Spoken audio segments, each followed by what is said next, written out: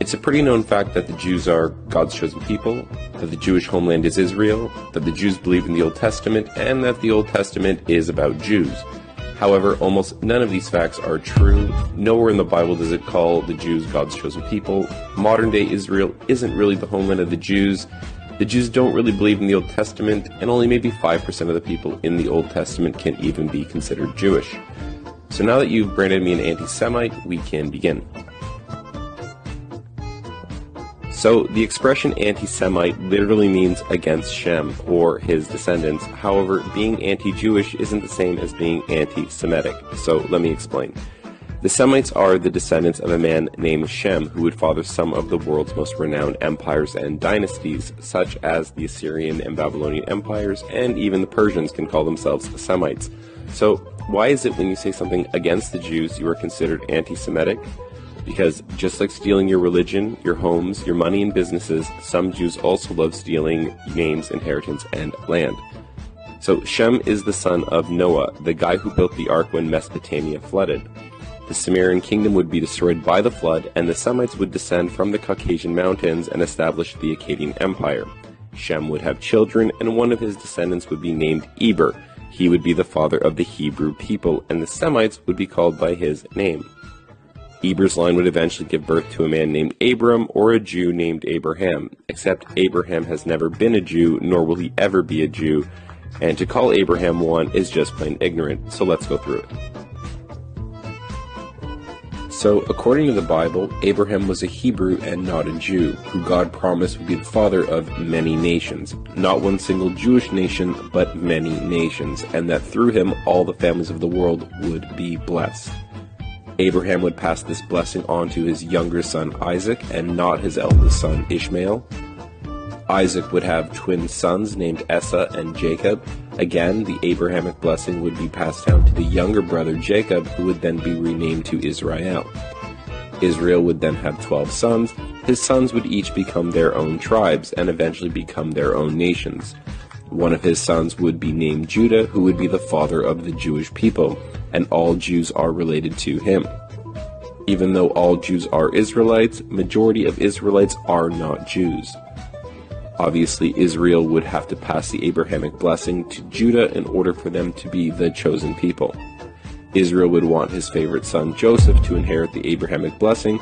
However, Judah, the father of the Jews, would be jealous and conspire with his brothers to have Joseph killed.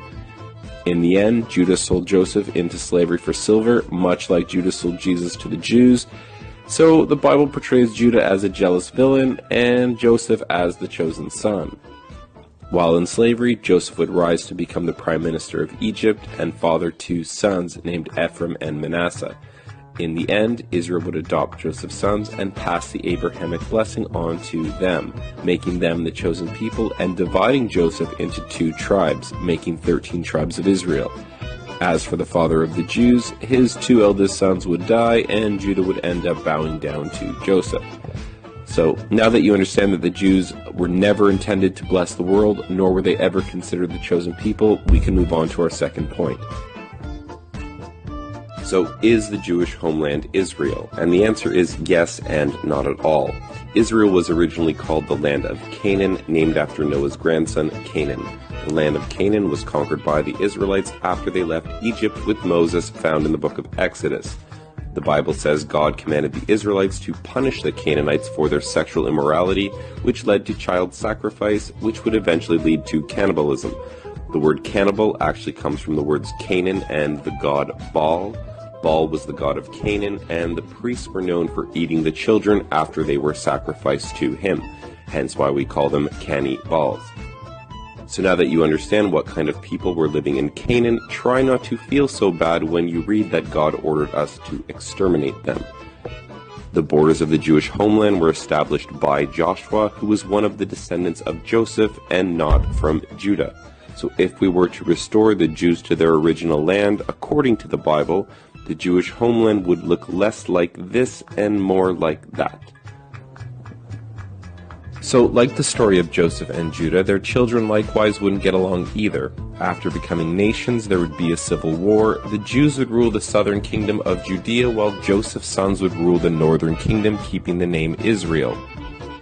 They would have different religions, believe in different gods, and while Judah stayed in Judea, Joseph would ally himself with the Phoenicians and establish colonies and trade posts all over the Mediterranean. The kingdom of Israel would be corrupted by foreign ideologies, and like the Canaanites would fall into materialism, sexual immorality, and child sacrifice, which would lead to them being conquered by the Assyrian Empire.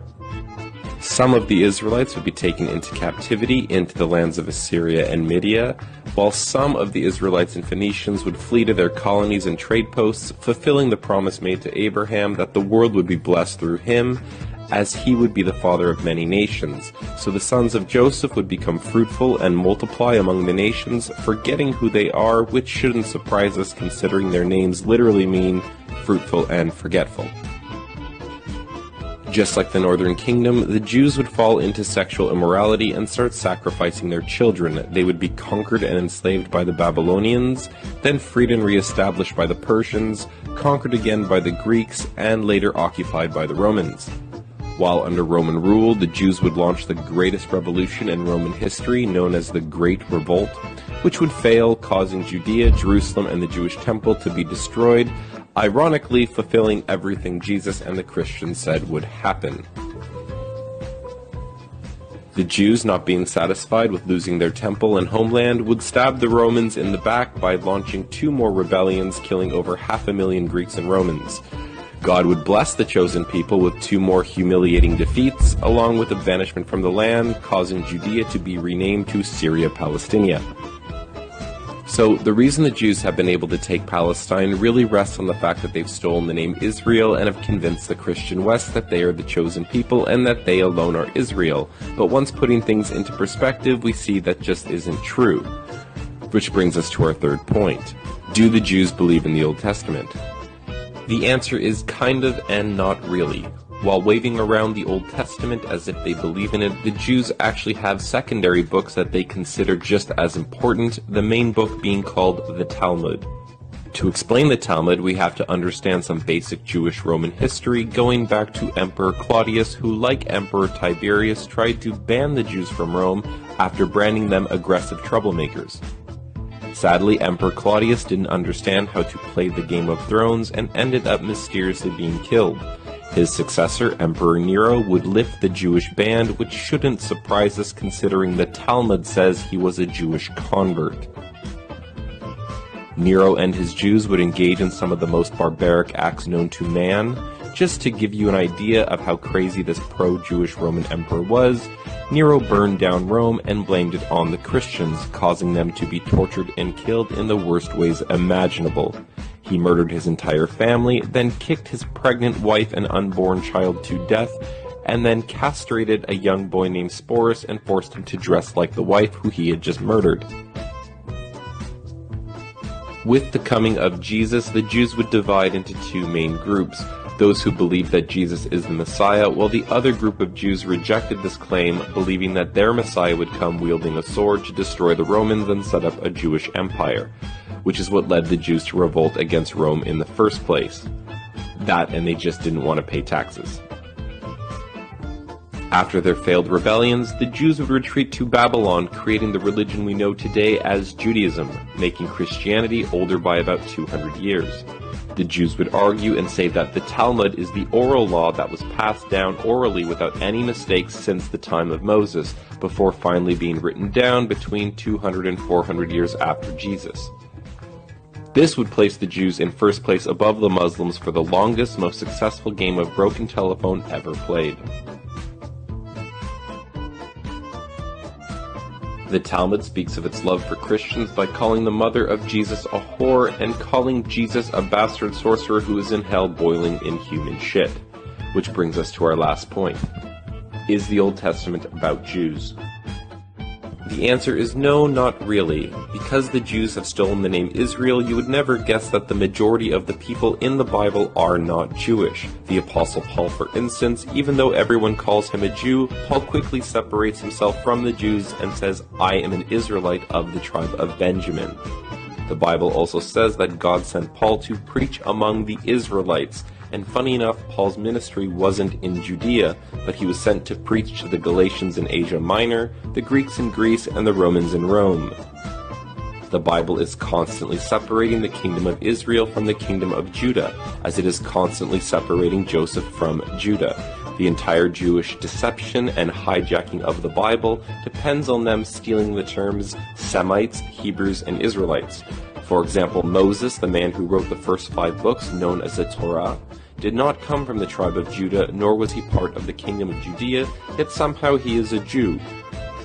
The reality here is the majority of the people in the Old Testament are not Jewish. The Bible is a book that tells the history of many nations and peoples, like the Semites, Hebrews, Israelites, Egyptians, Phoenicians, Babylonians, Assyrians, Armenians, Persian, Greeks, Romans, and many others. It's not only about Jews.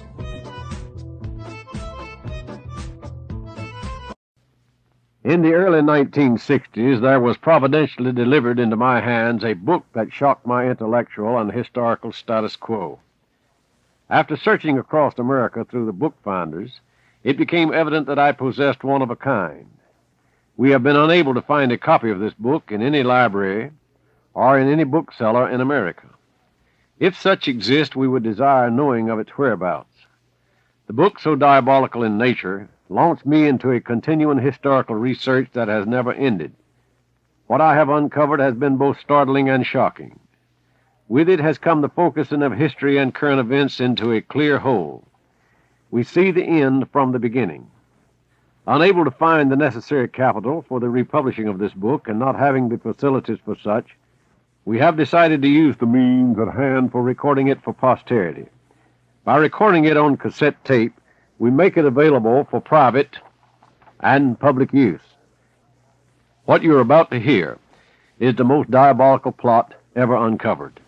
Its many tentacles reach out into all the arenas of life, in every hall of government, in every school, and into every theological seminary, and even into our military. Its agents have infiltrated every warp and woof of our nation. I intend to read the book word for word, except the latter portion dealing with excerpts from the Overman Committee reports. What you're about to hear is what the late great Baptist evangelist Mordecai Ham called the Devil's Bible. Because he quoted from it, he was hounded and vilified everywhere he preached. Published by Small Maynard and Company, once a great publishing house in America, in 1920, it is entitled, quote, The Protocols and World Revolution, end quote, including a translation and analyses of the protocols of the meetings of the Zionist men of wisdom. A study of the background of the protocols is another subject.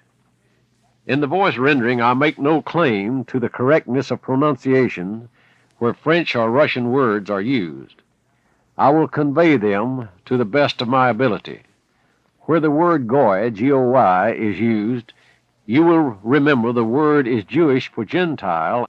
And now let us turn to the book at hand, the title page reading thusly: Protocols and World Revolution, including a translation and analyses of the protocols of the meetings of the Zionist men of wisdom. Boston, Small Maynard and Company, publishers. Copyright 1920 by Small Maynard and Company, all rights reserved. Then the translators incorporate the title page from Sarge Niles' book, and I read this for you. It is entitled, quote, It is Near at the Door. Matthew 24:33, Mark 13:29, Luke 21:31, Revelation 1:3, 22:10, Daniel 12:4, concerning something people do not wish to believe and which is so near. The 4th edition of the book, quote, nears the coming of Antichrist and the kingdom of the devil on earth, end quote, revised and considerably augmented by later researches and investigation. Sarge Niles, dedicated to the small herd of Christ. Then the quotation from 1 Solomon 5:4 and Matthew 24:13, Ye brethren, do not remain in the dark, so that the day of the Lord shall not catch ye as thieves. He who suffers to the end shall be saved. The town of Sargiv. And now we go into part 1 the introductory statement by Small Maynard and Company. The world is in the midst of a crisis not less serious than that of the Great War. While it was inevitable that the period following the war should be fraught with grave problems for civilization, these problems have been made much more difficult by the presence of a new danger, namely the destructive force of Bolshevism. Russia was the first victim of what proved to be a movement of an international character, Russia being used as the base of operations. While powerful Bolshevist armies are overrunning Asia and menacing the European countries to the west, an equally dangerous force of red propagandists, directed from Moscow, is operating on several continents, spreading its social poison throughout the world and threatening the destruction of the social and industrial morale of the civilized nations. With the triumph of the Bolshevist Revolution in Russia, a group of internationalists, most of whom were members of the Jewish race, seized the machinery of government and have held it ever since.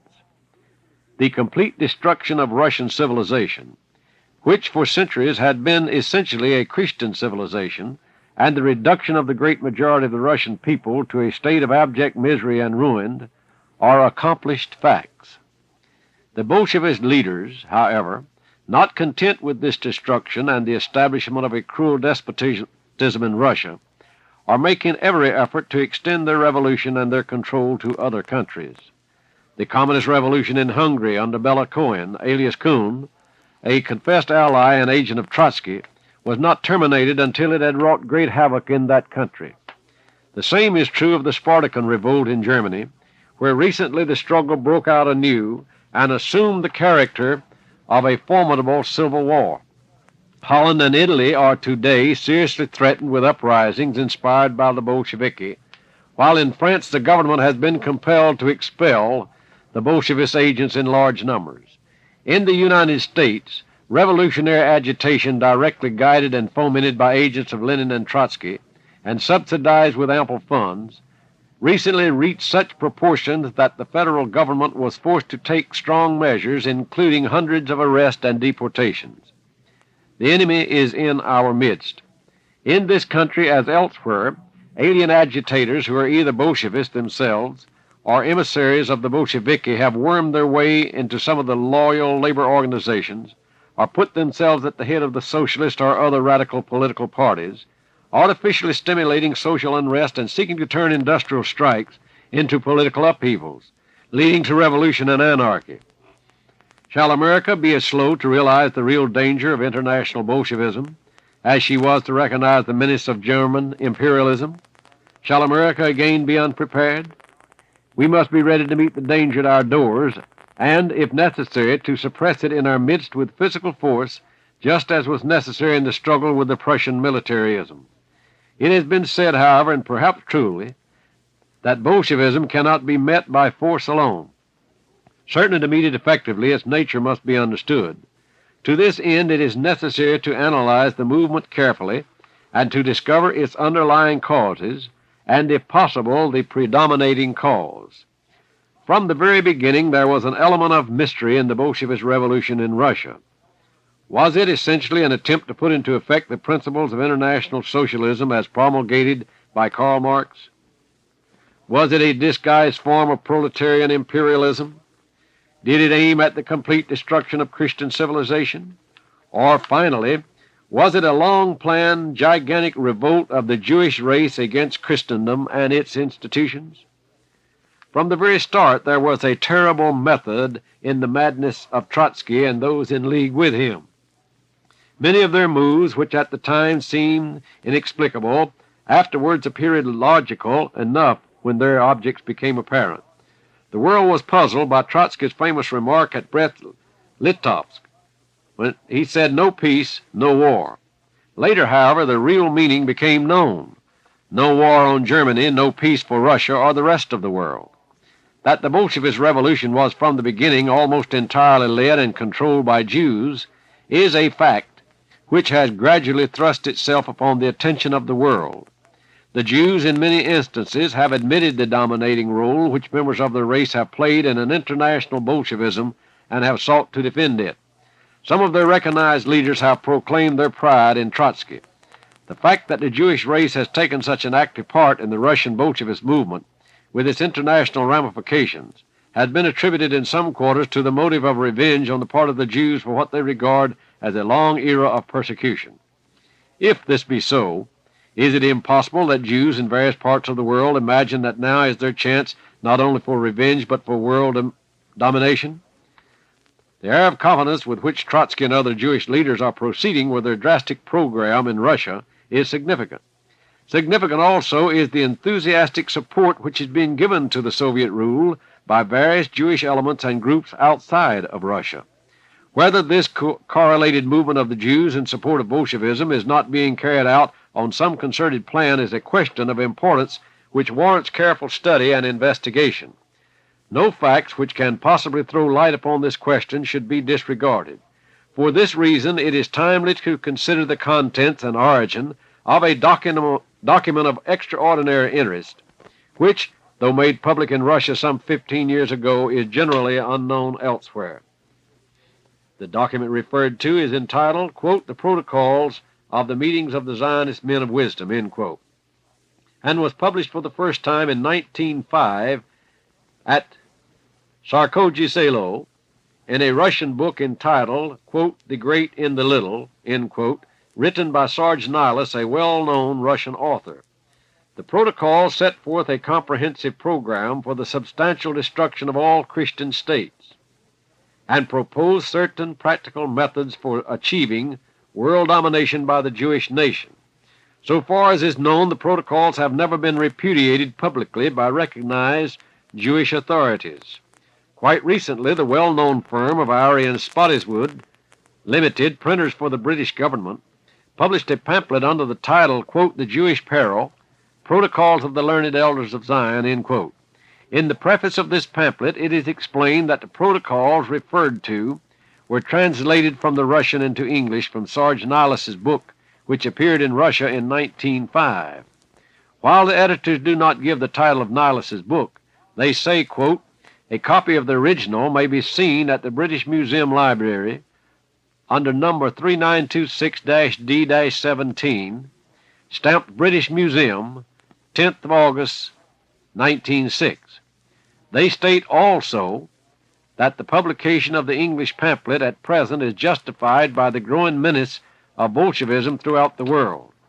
The pamphlet concludes with the warning, 'Gentiles beware,'" end quote. It seems obvious that the publishers, Arian Spottiswoode Limited, have used Nihilus's book, The Great and the Little, published in Russia in 1905. A specific reference to the Protocols is to be found also in the French weekly magazine, La Ville France, number 160, published in February 1920. In the editorial article entitled "The Jews Have Created Bolshevism," pages 10 through 13, the following extract from the Zionist Protocols as published by Nihilus is given in French. The article asserts that Bolshevism is nothing but a phase of Judaism, and also states that the Jewish Bolshevist leaders in Russia were subsidized by Jewish banking houses in the United States and Germany. In January 1917, Mr. Nihilus published another book under the title "It is Near at the Door," and in the book the Protocols were again published in full. A reproduction of the title page of this book is inserted at the beginning of this volume. While the Protocols are generally unknown here, it is worthy of note that on October the 27th, 28th, 1919, the Philadelphia Public Ledger printed long excerpts from them in an article calling the attention of the American people to the document and to the terrible program which it presents. The article in the Ledger was somewhat misleading, however, since it was published under the captions, quote, "Red Bible," end quote, and, quote, "Bolshevist propaganda," end quote.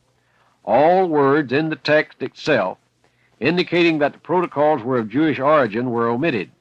The Hebrew word goyes, signifying Gentiles, used in the Protocols, nowhere appears in the Ledger article. Furthermore, wherever in the Protocols the expressions "our people" or "we," meaning the Jewish people or the Jews, are used, the author of the article makes it clear that the people thus referred to are the Bolshevists, and speaks of the Protocols as a Russian document, which clearly it is not. Mr. Nihilus shows that the Protocols came into his hands in 1901. In 1901, the Bolshevist Party did not exist, for it was founded only in 1903 and was not really organized for work until several years later. Nowhere in the protocols does the word Bolshevist appear, while the word Jews is used many times, although the writer more frequently uses the word we when speaking of the Jews. There is only one hypothesis upon which the protocols could possibly be considered Bolshevist, namely, that the Bolshevist movement was of Jewish origin, in which case the plan outlined in the protocols might have become Bolshevist by adoption. The very fact that a document purporting to be written by a Jew for Jews could be so easily described as Bolshevist propaganda is of interest. Now, for the first time, the document entitled by Mr. Nihilus, quote, Protocols of the Meetings of the Zionist Men of Wisdom, end quote, is published in full in the United States, correctly translated from the Russian. For this purpose, we have used the Russian text as it appears in Mr. Nihilus's book, It is Near at the Door, 1917, published in the printing office of the Sviato-Trotsky Monastery. Before proceeding to examine the contents of the protocols, let us briefly give Mr. Nihilus's account of the way in which they came into his possession and of his views in regard to their origin. Mr. Nihilus, at pages 86 to 92 of his book, It is Near at the Door, states that he received the manuscript containing the protocols of the meetings of the Zionist Men of Wisdom in 1901 from Mr. Alexis Nikolaevich Sokhatin, at one time Marshal of Nobility in the district of Kern, Central Russia, and later Vice Governor of the government of Stavropol, South Russia, and that when giving the manuscript to Mr. Nihilus, Mr. Sokhatin said, quote, Take it into your full possession, read it, become inspired, and make out of it something useful to the Christian soul. Otherwise it might remain with me unused. From a political standpoint it is useless, for it is too late to act on it. From a spiritual standpoint, however, it might be otherwise. In your hands, with God's help, it will bear fruit, end quote. Mr. Nihilus states that Mr. Sokhatin told him that the manuscript was originally obtained by a lady whose name is not given, and who, he said, obtained it in a mysterious way. Mr. Nihilus showed it to several Russians of high standing, one of whom said, quote, Slavdom has not yet spoken its last word, and therefore no matter how cunning and strong the Zionist men of wisdom may be, their efforts are doomed to failure, and for this reason there is no need to despair, end quote. Mr. Nihilus states that prior to 1905, he submitted the protocols to the Grand Duke Sarge Alexandrovich, who, having examined them, sent him a message of 2 words only, quote, too late, end quote. Subsequently, Mr. Nihilus made several attempts to call the attention of the proper officials to the contents of this document, but without result. In 1905, he published the second edition of this book, The Great and the Little. In this edition, the protocols were for the first time incorporated. In his last book, Mr. Nihilus writes, quote, These protocols produced a scarcely noticeable impression upon the world outside of the Christian Church. The periodical press, which is in the main in Jewish hands, or under the guidance and influence of the Jews, sought to conceal their publication, scarcely mentioning them or referring to them as a fallacious invention or a fairy tale. Among loyal Christians, however, the protocols bore fruit and created a success for my book far greater than could have been anticipated, for they spread the knowledge of the hidden mysteries of our time in a wide circle to those belonging to the Christian family. Since then, my book, with all the protocols, has appeared in its 4th edition, but only now I learn authoritatively from Jewish sources that these protocols are nothing else than a strategic plan for the conquest of the world, putting it under the yoke of Israel, the struggler against God, a plan worked out by the leaders of the Jewish people during the many centuries of their dispersion, and finally presented to the Council of Elders by the Prince of Exile, Theodor Herzl, at the time of the First Zionist Congress summoned by him at Basel in August 1897, end quote.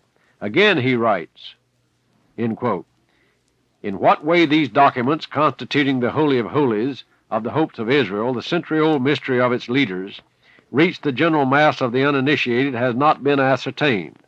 As already mentioned, they were given to me in 1901. In that year, in circular number 18, as well as in others dispatched to the Zionists on behalf of the Zionist Actions Committee, Theodore Herzl stated that certain confidential information, notwithstanding the admonition, has not been kept secret and has been given undesirable publicity. Finally, Mr. Nihilus declares, end quote, the protocols are signed by the Zionist representatives of the 33rd highest degree of initiation. These protocols were secretly removed from the complete file of protocols, which, as we now know, pertain to the First Zionist Congress held in Basel in August 1897. All this was taken from the secret vaults at the main Zionist office, which at present is located in French territory, end quote. In 1918, the protocols were again published in Russian by a book publishing firm, the Sentinel, at Novocherkassk, South Russia. The pamphlet referred to bears the title Zionist Protocols, the Plans for the Conquest of the Universe by Judeo-Masons. In the introduction to the pamphlet it is stated, the protocols are a program carefully worked out in all its details for the conquest of the universe by the Jews. The greater part of this program has already been realized, and if we will not come back to our senses, we are inevitably doomed, end quote. In the concluding part of this introduction, the publisher state as follows, quote, the protocols indeed are not only the key to our first unsuccessful revolution, but they are also the key to the second, in which Jewry played such a sinister role for Russia. For us who are witnesses of the self-destruction of Russia, for us who hope for her regeneration, this document is all the more significant as it discloses the means of the enemies of Christendom for our enslavement. Only after having obtained the knowledge of the means it may become possible to successfully combat the enemies of Christ and of Christian culture, end quote. There is not, and in the nature of the case there hardly can be, any direct evidence as to the authenticity of the protocols. There is, however, a considerable body of facts having a bearing upon this question, which the publishers of this book put before the reader, leaving him to draw his own conclusions. The facts to which we refer may be roughly grouped under three heads. Quote, A. There is a remarkable similarity between the policies of destruction outlined in the protocols and the actual measures of destruction put into effect by the Bolshevik regime in Russia, and there is evidence that this regime is under the control of Jewish leaders. B. There is also a striking parallelism between certain passages in the protocols and the statements of recognized Jewish leaders, both religious and political, appearing in their published writings and speeches. C. Finally, certain Jewish activities outside of Russia coincide in a remarkable degree with certain parts of the protocols. In Part 2 of this volume, evidence under these various heads is set forth. This evidence, however, can be intelligently considered only after a careful study of the protocols themselves, a translation of which appears in the following pages, preceded by a short summary prepared for the convenience of the reader. Summary of the Protocol. The title under which the protocols are presented in Mr. Nihilus's text, according to the literal translation from the Russian, is, quote, Protocols of the Meetings of the Zionist Men of Wisdom, end quote. The word protocol can be used in several senses, but in the present case the context would indicate that the word means simply the written minutes of certain meetings, such as meetings of the Zionist Men of Wisdom. The arrangement is in 24 separate protocols, each protocol apparently recording the contents of an address to the meeting by one of its members. The context would also indicate that all the addresses were delivered by the same person, and it should also be noted that each protocol deals with a more or less distinct part of one complete subject, like the chapter of a book. In the first protocol, it is stated that the speaker undertakes to formulate, quote, our system both from our point of view and from that of the Goys, end quote. The word Goys or Goyim is an old Hebrew word signifying Gentiles or persons who are not Jews. All of the following protocols, whether they are the utterances of the same person who speaks in the first protocol or not, are a continuation of the same general subject. Taking the set of documents as a whole, they clearly purport to formulate a strategic plan for united action of the Jews as a nation, or a people, to obtain certain ends. These ends are nothing less than complete political and religious domination of the world. The means by which this universal domination is to be achieved are set forth with great clearness and considerable elaboration. The document as a whole is of the most extraordinary character, and while to some readers it may seem fanatical or visionary, others will be more impressed with its profound cleverness, with the cold logic of the reasoning, and with the general orderliness of statement and argument, indicating that the work, whatever underlying motive may be, is the result of careful thought and mature deliberation. The strategic plan of action is Machiavellian and ruthless in the extreme, and is expressly founded on the proposition that might is right and that politics have nothing in common with morals. It is also explicitly stated that the end in view is to subjugate all government to our supergovernment, and the Jewish supergovernment is to be an autocracy with a Jewish sovereign at its head. Briefly summarized, the means by which the world domination is to be achieved are as follows.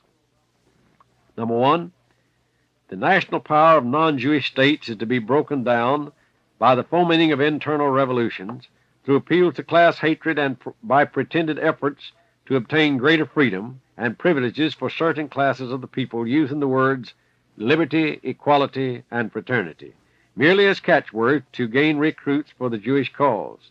Autocratic governments, which alone are strong, must be weakened in the first instance by the introduction of liberalism, which will pave the way to anarchy. Number two, all wars must be shifted to an economic basis, allowing no territorial advantages to result from war, and thus tending to make the Jewish control of wealth the determining factor in war. Number three, the Jewish international rights are to be strengthened at the expense of the national rights of the several Gentile nations. Number four, the non-Jewish states are to be further weakened by promoting false and conflicting political policies, by obtaining secret control over the actions of public officials, by manipulation of the press, and by the gradual elimination of free speech. Number five, the authority of governments, where liberalism prevails, is to be weakened by the destruction of religion, other than the Jewish religion, since it is the conservative and moral force which makes liberal governments possible.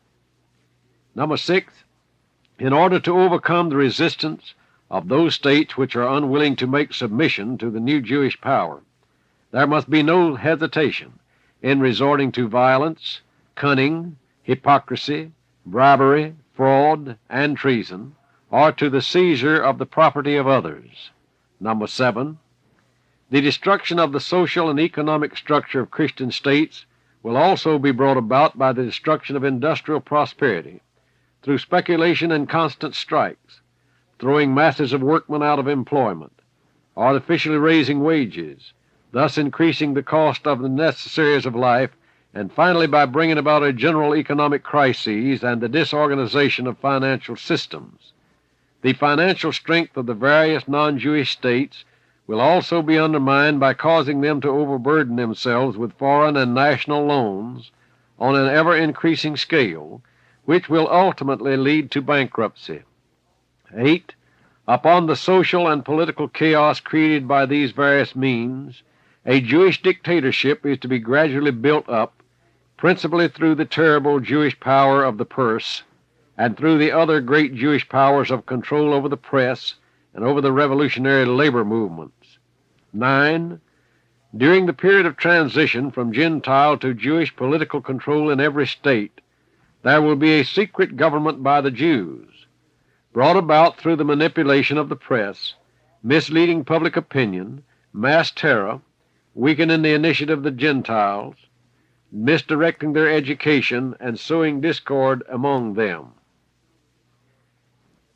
And now we come to the actual 24 protocols that we will read and record for you as printed in this book. Protocols of the Meetings of the Zionist Men of Wisdom. Protocol number 1. Let us put aside phraseology and discuss the inner meaning of every thought. By comparisons and deductions, let us illuminate the situation. In this way I will describe our system, both from our own point of view and from that of the Goys. It must be remembered that people with base instincts are more numerous than those with noble ones. Therefore, the best results in governing are achieved through violence and intimidation, and not through academic discussion. Every man seeks power. Every one would like to become a dictator if he possibly could, and rare indeed are those who would not sacrifice the common good in order to attain personal advantage. What has restrained the wild beast we call men? What has influenced them heretofore? In the early stages of social life they submitted to brute and blind force, afterwards to the law, which is the same force but disguised. I deduce from this that according to the laws of nature, right lies in might. Political freedom is not a fact, but an idea. One must know how to employ this idea when it becomes necessary to attract popular forces to one's party by mental allurement if it plans to crush the party in power. The task is made easier if the opponent himself has contradicted the idea of freedom, the so-called liberalism, and for the sake of the idea yields his power. It is precisely here that the triumph of our theory becomes apparent. The relinquished reins of power are, according to the laws of nature, immediately seized by a new hand because the blind force of the people cannot remain without a leader, even for one day, and the new power merely replaces the old, weakened by liberalism. In our day, the power of gold has replaced liberal rulers. There was a time when faith ruled. The idea of freedom cannot be realized because no one knows how to make reasonable use of it. Give the people self-government for a short time and it will become corrupted. From that very moment, strife begins and soon develops into social struggles, as a result of which states are set aflame and their authority is reduced to ashes. Whether the state is exhausted by internal convulsions, or whether civil war is delivered into the hands of the external enemies, in either case it can be regarded as hopelessly lost.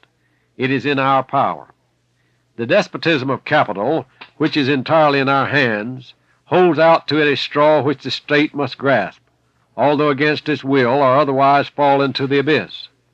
To him who, because of his liberal inclinations, would contend that arguments of this kind are immoral, I would propound the question: if a state has two enemies, and if against the external enemy it is permitted and it is not considered immoral to use all methods of warfare, and as a protective measure not to acquaint the enemy with the plans of attack, such as night attacks or attacks with superior forces, then why should the same methods be regarded as immoral when applied to a worse foe, a transgressor against social order and prosperity? How can a sound and logical mind hope successfully to guide the masses by means of reasonable persuasion, or by arguments if there is a possibility of contradiction, even though unreasonable, but which may appear more attractive to the superficially thinking masses? Guided entirely by shallow passions, superstitions, customs, traditions, and sentimental theories, the people in and of the mob become embroiled in party dissensions, which prevent all possibility of an agreement, even though it be on the basis of perfectly sound reasoning. Every decision of the mob depends upon the accidental or prearranged majority, which, owing to its ignorance of political secrets, pronounces absurd decisions, thus introducing the seeds of anarchy into the government. Politics have nothing in common with morals. The ruler guided by morality is not a skilled politician, and consequently he is not firm on his throne. He who desires to rule must resort to cunning and hypocrisy. The great popular qualities, honesty and frankness, become vices in politics as they dethrone more surely and more certainly than the most powerful enemy. These qualities must be the attributes of Goy countries, but we by no means should be guided by them. Our right lies in might. The word right is an abstract idea unsusceptible to proof. This word means nothing more than, give me what I desire, so that I may have evidence that I am stronger than you. Where does right begin? Where does it end? In a state with a poorly organized government and where the laws are insignificant, and the ruler has lost his dignity as a result of the accumulation of liberal rights, I find a new right, namely the right of might to destroy all existing order and institutions, to lay hands on the law, to alter all institutions, and to become the ruler of those who have voluntarily, liberally renounced for our benefit the rights of their own power. With the present instability of all authority, our power will be more unassailable than any other, because it will be invisible until it is so well rooted that no cunning can undermine it. From temporary evil to that which we are now obliged to have recourse will emerge the good of an unshakable government, which will reinstate the orderly functioning of the mechanism of popular existence now interrupted by liberalism. The end justifies the means. In laying our plans, we must turn our attention not so much to the good and moral as to the necessary and useful. Before us lies a plan in which a strategic line is shown, from which we must not deviate on pain of risking the collapse of many centuries of work. In working out an expedient plan of action, it is necessary to take into consideration the meanness, the vacillation, changeability of the mob, its inability to appreciate and respect the condition of its own existence and of its own well-being. It is necessary to realize that the power of the masses is blind, unreasoning, and void of discrimination, prone to listen to right and left. The blind man cannot guide the blind without bringing them to the abyss. Consequently, members of the crowd, upstarts from the people, even were they men of genius, but incompetent in politics, cannot step forward as leaders of the mob without ruining the entire nation. Only the person prepared from childhood to autocracy can understand the words which are formed by political letters. The people left to themselves, that is, to upstarts from among them, are ruined by party dissensions, created by greed for power and honors, and by the disorders resulting therefrom.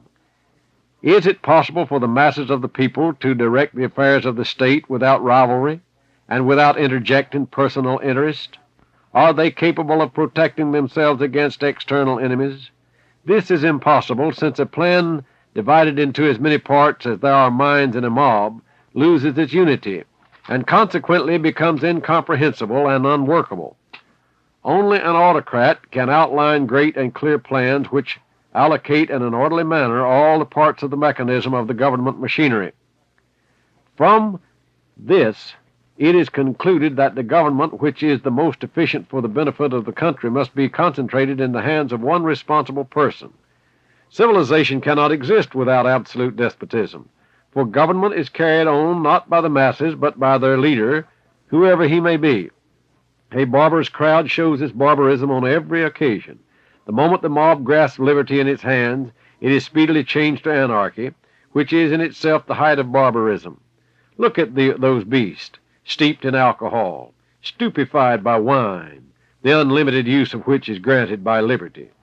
Surely you cannot allow our own people to come to this. The people of the Goyas are stupefied by spirituous liquors. Their youth is driven insane through excessive study of the classics, and vice to which they have been instigated by our agents, tutors, valets, governesses, in rich houses by clerks and so forth, and by our women in the pleasure places of the Gentiles or Goyas. Among the latter I include the so-called society women, their volunteer followers in vice and luxury. Our motto is power and hypocrisy. Only power can conquer in politics, especially if it is concealed in talents which are necessary to statesmen. Violence must be the principle, hypocrisy and cunning the rule of those governments which do not wish to lay down their crowns at the feet of the agents of some new power. This evil is the sole means of attaining the goal of good. For this reason we must not hesitate at bribery, fraud, and treason when these can help us to reach our end. In politics it is necessary to seize the property of others without hesitation, if in so doing we attain submission and power. Our government, following the line of peaceful conquest, has the right to substitute for the horrors of war less noticeable and more efficient executions, these being necessary to keep up terror which induces blind submission. A just but inexorable strictness is the greatest factor of governmental power. we must follow a program of violence and hypocrisy, not only for the sake of profit, but also as a duty and for the sake of victory. A doctrine based on calculation is as potent as the means employed by it. That is why not only by these very means, but by the severity of our doctrines, we shall triumph and shall enslave all governments under our super-government. Even in olden times we shouted among the people the words liberty, equality, and fraternity. These words have been repeated so many times since by unconscious parrots, which, flocking from all sides to the bait, have ruined the prosperity of the world and true individual freedom, formerly so well protected from the pressure of the mob. The would-be clever and intelligent Goys did not discern the symbolism of the uttered words, did not notice the contradiction in the meaning and the connection between them, did not notice that there is no equality in nature, that there can be no liberty, since nature herself has established inequality of mind, character, and ability, as well as subjection to her laws. They did not reason that the power of the mob is blind, that the upstarts selected for government are just as blind in politics as is the mob itself, whereas the initiated man, even though a fool, is capable of ruling, while the uninitiated, although a genius, will understand nothing of politics. All this has been overlooked by the Gentiles. Meanwhile, dynastic governments have been based upon this, that the father passed on to his son the knowledge of the course of political evolution, so that nobody except the members of the dynasty could possess this knowledge, and no one could disclose the secrets of the governed people. In the course of time, the meaning of the dynastic transmission of the true understanding of politics has been lost, thus contributing to the success of our cause. In all parts of the world, the words liberty, equality, and fraternity have brought whole legions into our ranks through our blind agents. Protocol number 2. It is necessary for us that wars, whenever possible, should bring no territorial advantages. This will shift war to an economic basis and force nations to realize the strength of our predominance. Such a situation will put both sides at the mercy of our million-eyed international agency, which will be unhampered by any frontiers. Then our international rights will do away with national rights, in a limited sense, and will rule the peoples in the same way as the civil power of each state regulates the relation of its subjects among themselves. The administrators chosen by us from among the people in accordance with their capacity for servility will not be experienced in the art of government, and consequently they will easily become pawns in our game, in the hands of our scientists and wise counselors, specialists trained from early childhood for governing the world. As you are aware, these specialists have obtained the knowledge necessary for the government from our political plans, from the study of history, and from the observation of every passing event. The Goys are not guided by the practice of impartial historical observation, but by theoretical routine without any critical regard for its results. Therefore we need give them no consideration. Until the time comes, let them amuse themselves, or live in the hope of new amusements or in the memories of those past. Let that play the most important part for them which we have induced them to regard as the laws of science or theory. For this purpose, by means of our press, we increase their blind faith in these laws. Intelligent Goys will boast of their knowledge, and verifying it logically they will put into practice all scientific information compiled by our agents for the purpose of educating their minds in the direction which we require. Do not think that our assertions are without foundation. Note the successes of Darwinism, Marxism, and Nazism, engineered by us. The demoralizing effect of these doctrines upon the minds of the Goys should be already obvious to us. It is essential that we take into consideration the modern ideas, temperaments, and tendencies of people in order that no mistakes in politics and in guiding administrative affairs may be made. The triumph of our system, parts of whose mechanism must be adapted in accordance with the temperament of the people, with whom we come in contact cannot be realized unless its practical application is based upon a resume of the past as related to the present.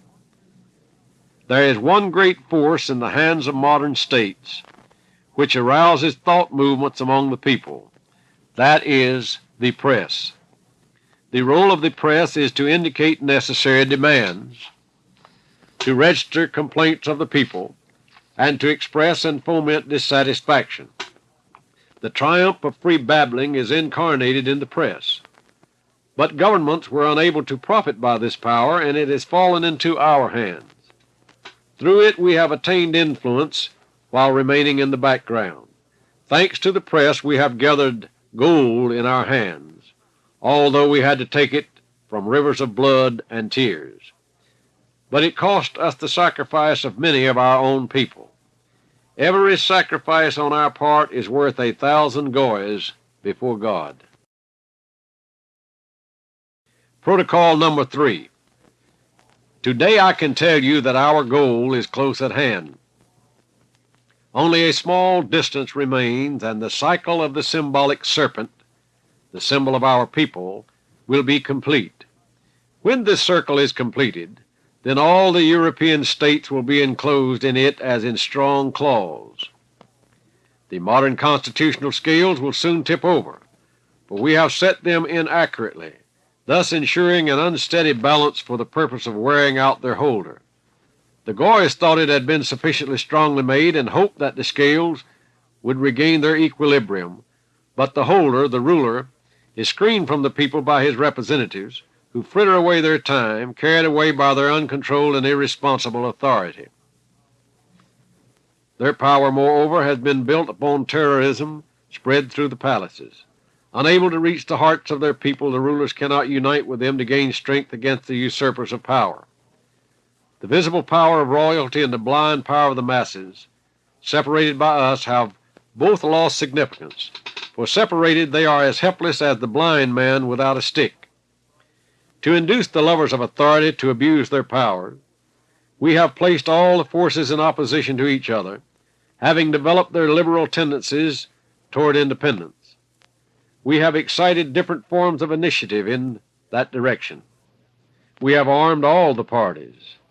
We have made authority the target of all ambitions. We have opened the arenas in different states, where revolts are now occurring, and disorders and bankruptcy will shortly appear everywhere. Unrestrained babblers have converted parliamentary sessions and administrative meetings into oratorical contest. Daring journalists, impudent pamphleteers make daily attacks on the administrative personnel. The abuse of power is definitely preparing the downfall of institutions, and everything will be overturned by the blows of the infuriated mobs. The people are shackled by poverty to heavy labor more surely than they were by slavery and serfdom. They could liberate themselves from those in one way or another, whereas they cannot free themselves from misery. We have included in Constitution's rights which for the people are fictitious and are not actual rights. All the so-called rights of the people can exist only in the abstract and can never be realized in practice. What difference does it make to the toiling proletarian, bent double by heavy toil, oppressed by his fate, that the babblers receive the right to talk, journalists the right to mix nonsense with reason in their writings, if the proletariat has no other gain from the Constitution than the miserable crumbs which we throw from our table in return for his vote to elect our agents? Republican rights are bitter irony for the poor man, for the necessity of almost daily labor prevents him from using them, and at the same time deprives him of his guarantee of a permanent and certain livelihood by making him dependent upon strikes, organized either by his masters or by his comrades. Under our guidance, the people have exterminated aristocracy, which was their natural protector and guardian, for its own interests are inseparably connected with the well-being of the people. Now, however, with the destruction of this aristocracy, the masses have fallen under the power of the profiteers and cunning upstarts who have settled on the workers as a merciless burden. We will present ourselves in the guise of saviors of the workers, from this oppression when we suggest that they either enter into our army of socialists, anarchists, communists, to whom we always extend our help, under the guise of the rule of brotherhood demanded by the human solidarity of our social masonry. The aristocracy, which benefited by the labor of the people by right, was interested that the workers should be well fed, healthy, and strong. We, on the contrary, are concerned in the opposite, in the degeneration of the goys. Our power lies in the chronic malnutrition and in the weakness of the worker, because through this he falls under our power and is unable to find either strength or energy to combat it. Hunger gives to capital greater power over the worker than the legal authority of the sovereign ever gave to the aristocracy. Through misery and the resulting jealous hatred, we manipulate the mob and crush those who stand in our way. When the time comes for our universal ruler to be crowned, the same hands will sweep away everything which may be an obstacle in our way. The goys are no longer accustomed to think without our scientific advice. Consequently, they do not see the imperative need of upholding that which we will sustain by all means when our kingdom is established, namely the teaching in the schools of the only true science, the first of all sciences, the science of the construction of human life, of social existence, which requires the division of labor and consequently the separation of people into classes and castes. It is necessary that all should know that equality cannot exist, owing to the different nature of various kinds of work, that there cannot be the same responsibility before the law in the case of an individual who by his actions compromises an entire caste and another who does not affect anything but his own honor. The correct science of the social structure, to the secrets of which we do not admit the goys, would demonstrate to all that occupation and labor must be differentiated so as not to cause human suffering by the discrepancy between education and work. The study of this science will lead the masses to a voluntary submission to the authorities and to the governmental system organized by them, whereas under the present state of science and due to the direction of our guidance therein, the people in their ignorance blindly believe in the printed word, and owing to the misconceptions which have been fostered by us, feel a hatred towards all classes whom they consider superior to themselves, since they do not understand the importance of each caste. This hatred will be still more accentuated by the economic crises, which will stop financial transactions and all industrial life. Having organized a general economic crisis by all possible underhand means, and with the help of gold which is all in our hands, we will throw great crowds of workmen into the street, simultaneously in all the countries of Europe. These crowds will gladly shed the blood of those of whom they, in the simplicity of their ignorance, have been jealous since childhood, and whose property they will then be able to loot. They will not harm our people because we will know of the time of the attack, and we will take measures to protect them. We have persuaded others that progress will lead the goys into a realm of reason. Our despotism will be of such a nature that it will be in a position to pacify all revolts by wise restrictions and to eliminate liberalism from all institutions. When the people saw that they obtained concessions and license in the name of liberty, they imagined that they were the masters and rushed into power.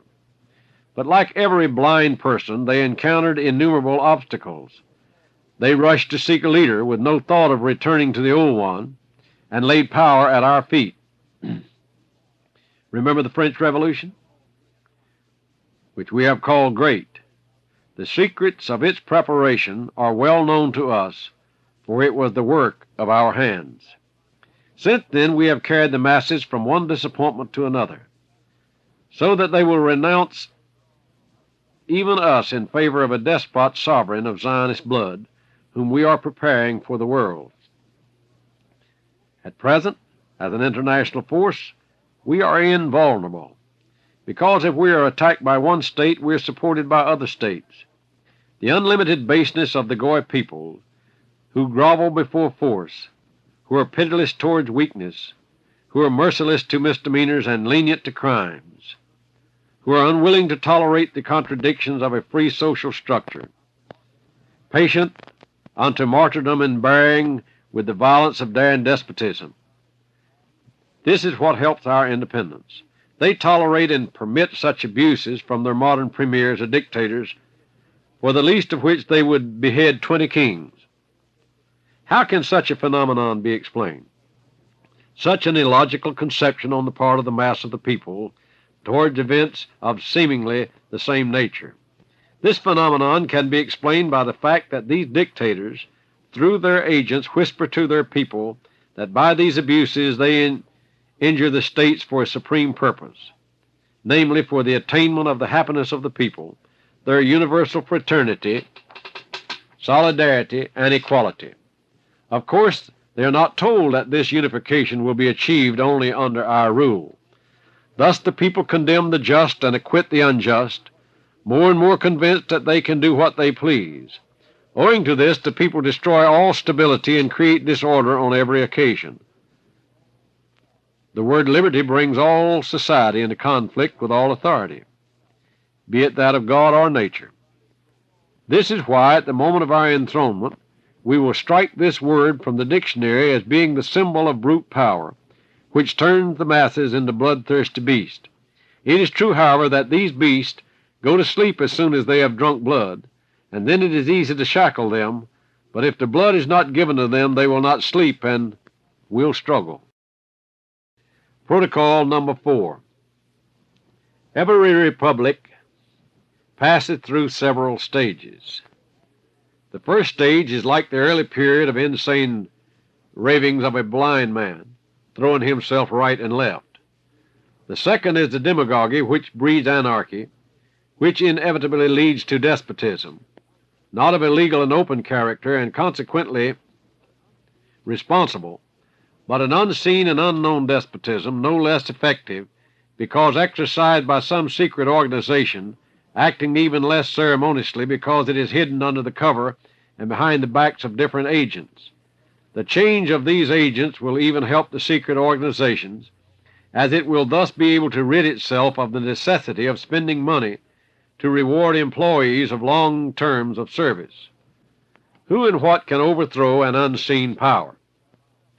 For such is the character of our power.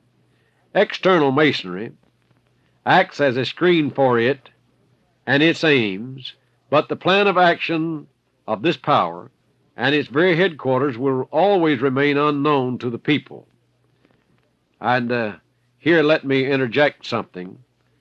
After the word external masonry in this paragraph of Protocol number 4, there's a footnote, and the footnote is thus.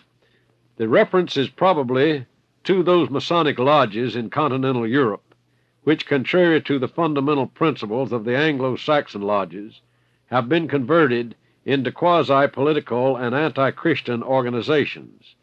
See the Encyclopedia Britannica, 11th edition, article Freemasonry, volume 11, page 84. Now let us return to Protocol number 4, continuing. Liberty could also be harmless and remain on the state program without detriment to the well-being of the people, if it were to retain the ideas of the belief in God and human fraternity, free from the conception of equality, for such a conception is in contradiction to the laws of nature which establish subordination. With such a faith, the people would be governed by the guardians of the parish and would thrive quietly and obediently under the guidance of their spiritual leader, except in God's dispensation on earth. It is for this reason that we must undermine faith, tearing from the minds of the Goys the very principle of God and soul, and substituting mathematical formulas and material needs. In order that the minds of the Goys may have no time to think and notice things, it is necessary to divert them in the direction of industry and commerce. Thus all nations will seek their own profit, and while engaged in the struggle they will not notice their common enemy.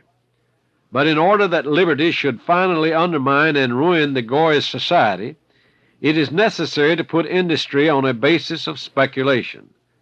The result of this will be that everything absorbed by industry from the land will not remain in the hands of the Gentiles, but will be directed toward speculation. That is, it will come into our coffers. The intense struggle for supremacy, the shocks to economic life, will create, moreover, have already created, disappointed, cold, and heartless societies. These societies will have complete disgust for high politics and religion. Their only guide will be calculation, that is, gold, for which they will have a real cult because of the material delights which it can supply. It will be at that stage that the lower classes of the Gentiles, or Goys, not for the sake of doing good, nor even for the sake of wealth, but solely because of their hatred towards the privileged, will follow us against our competitors for power, the intelligent Goys. Protocol number 5. What form of government can be given to societies in which bribery has penetrated everywhere, where riches are obtained only by clever tricks, and semi-fraudulent means, where corruption reigns, where morality is sustained by punitive measures and strict laws, and not by voluntary acceptance of moral principles, where cosmopolitan convictions have eliminated patriotic feelings and religion? What form of government can be given to such societies other than a despotism such as I shall describe? We will create a strong centralized government, so as to gather the social forces into our power. We will mechanically regulate all the functions of political life of our subjects by new laws. These laws will gradually eliminate all the concessions and liberties permitted by the Goys. Our kingdom will be crowned by such a majestic despotism that it will be able at all times and in all places to crush both antagonistic and discontented Goys. We may be told that the despotism outlined by me is inconsistent with modern progress, but I will prove to you that the contrary is the case. At the time when people considered rulers as an incarnation of the will of God, they subjected themselves without murmur to the autocracy of the sovereigns.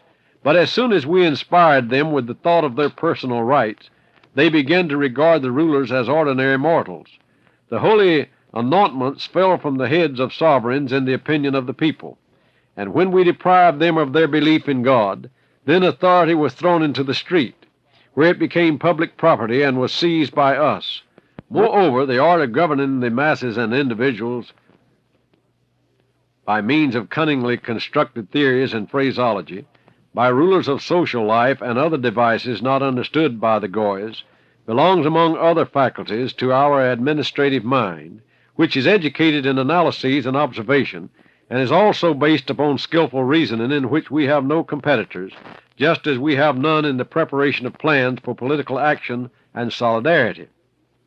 Only the Jesuits could be compared to us in this, but we were able to discredit them in the mind of the senseless mob as a visible organization, whereas we with our secret organization remained in the dark. After all, is it not the same to the world who will be its master, whether it be the head of Catholicism or our despot of Zionist blood? To us, however, the chosen people, it is by no means a matter of indifference. Temporarily, a world coalition of the Gentiles would be able to hold us in check, but we have insured against this by roots of dissension so deep among them that they cannot now be extracted. We have set at variance the personal and national interest of the Goys. We have incited religious and race hatred, nurtured by us in their hearts for 20 centuries. Owing to all this, no state will obtain the help it asks for from any side, because each of them will think that a coalition against us will be disadvantageous to it. We are too powerful. We must be taken into consideration. No country can reach even an insignificant private understanding without our being secret parties to it. Per me regis regnant. Through me the sovereigns reign. The prophets have told us that we were chosen by God himself to reign over the world. God endowed us with genius to enable us to cope with the problem. Were there a genius in the opposing camp, he would struggle against us, but a newcomer is not equal to an old inhabitant. The struggle between us would be of such a merciless nature as the world has never seen before. Moreover, their genius would be too late. All the wheels of government mechanism move by the action of the motor which is in our hands, and that motor is gold. The science of political economy, invented by our wise men, has long ago demonstrated the royal prestige of capital. To attain freedom of action, capital must obtain freedom to monopolize industry and trade. This is already being done by an unseen hand in all parts of the world. Such liberty will give political power to traders and will aid in subjugating the people. At present it is more important to disarm peoples than to lead them to war. It is more important to utilize flaming passions for our purposes than to extinguish them. More important to grasp and interpret the thoughts of others in our own way than to discard them. The most important problem of our government is to weaken the popular mind by criticism, to disaccustom it to thought, which creates opposition, to deflect the power of thought into mere empty eloquence. At all times, both people and individuals have mistaken words for deeds, as they are satisfied with the visible, rarely noticing whether the promise is performed in the fields of social life. Therefore, we will organize ostensible institutions which will prove eloquently their good work in the direction of progress. We will appropriate to ourselves the liberal aspect of all parties, of all shades of opinion, and we will provide our orators with the same aspect, and they will talk so much that they will exhaust the people by their speeches and cause them to turn away from orators in disgust. To control public opinion, it is necessary to perplex it by the expression of numerous contradictory opinions until the goys get lost in the labyrinth and come to understand that it is best to have no opinion on political questions. Such questions are not intended to be understood by the people, since only he who rules knows them. This is the first secret. The second secret necessary for the success of governing consists in so multiplying popular failings, habits, passions, and conventional laws that no one will be able to disentangle himself into chaos, and consequently people will cease to understand each other. This measure will help us to sow dissension within all parties, to disintegrate all those collective forces which still do not wish to subjugate themselves to us, to discourage all individual initiative which might be in any degree hamper our work. There is nothing more dangerous than individual initiative. If it has a touch of genius, it can accomplish more than 1,000,000 people among whom we have sown dissensions. We must direct the education of the Goy societies so that their arms will drop hopelessly when they face every task where initiative is required. The intensity of action resulting from individual freedom of action dissipates its force when it encounters another person's freedom. This results in heavy blows at morale, disappointments, and failures. We will so tire the Goys by all this that we will force them to offer us an international power, which by its position will enable us conveniently to absorb, without destroying, all governmental forces of the world, and thus to form a super-government. In lieu of modern rulers, we will place a monster which will be called the super-governmental administration. Its hands will be stretched out like pincers in every direction, so that this colossal organization cannot fail to conquer all the peoples. Protocol number 6. We will soon begin to establish great monopolies, reservoirs of huge wealth, upon which even the large fortunes of the Goys will depend to such an extent that they will be drowned, together with the governmental credits, on the day following the political catastrophe. You economists here present will please carefully weigh the significance of this scheme. We must develop by all means the importance of our super-government by representing it as the protector and reward-giver of all who willingly submit to us. The aristocracy of the Goys as a political force is dead. We do not need to take it into consideration, but as landowners they are harmful to us because they can be independent in their resources of life. For this reason we must deprive them of their land at any cost. To attain this object, the best method is to increase land taxes, the indebtedness of the land. These measures will keep land ownership in subjection. The aristocracy of the Gentiles, or Goys, which as a matter of heredity is unable to be satisfied with small things, will soon be ruined. At the same time, it is necessary to patronize trade and industry vigorously, and more important, to encourage speculation, whose function is to act as a counterbalance to industry. Without speculation, industry will increase private capital and tend to amelioration of land ownership by freeing it from indebtedness created by the loans granted by agricultural banks. It is necessary that industry should suck out of the land both labor and capital, and through speculation deliver into our hands all the money of the world, thus throwing all the Goys into the ranks of the proletarians. Then the Goys will bow before us in order to obtain the mere right of existence. To destroy Goy industry, we will create among the Goys, as an aid to speculation, the strong demand for boundless luxury which we have already developed. Let us raise wages, which, however, will be of no benefit to the workers, for we will simultaneously cause the rise in prices of objects of first necessity, under the pretext that this is due to the decadence of agriculture and of the cattle industry.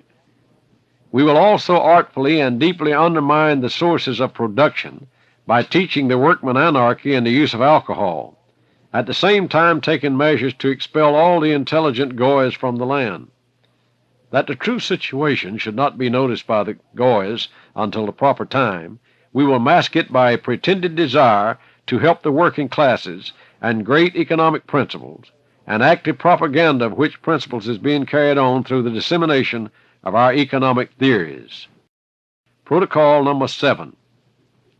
The intensification of armament and the increase of the police force are essential to the realization of above-mentioned plans. It is necessary that there should be, besides ourselves in all countries, only the mass of the proletariat, a few millionaires devoted to us, policemen and soldiers. We must create unrest, dissensions, and hatred throughout Europe and through the European affiliations, also on other continents. In this, there is a twofold advantage. First, we will hold all countries under our influence, since they will realize that we have the power to create disorders or to restore order whenever we wish. All countries have come to regard us as a necessary burden.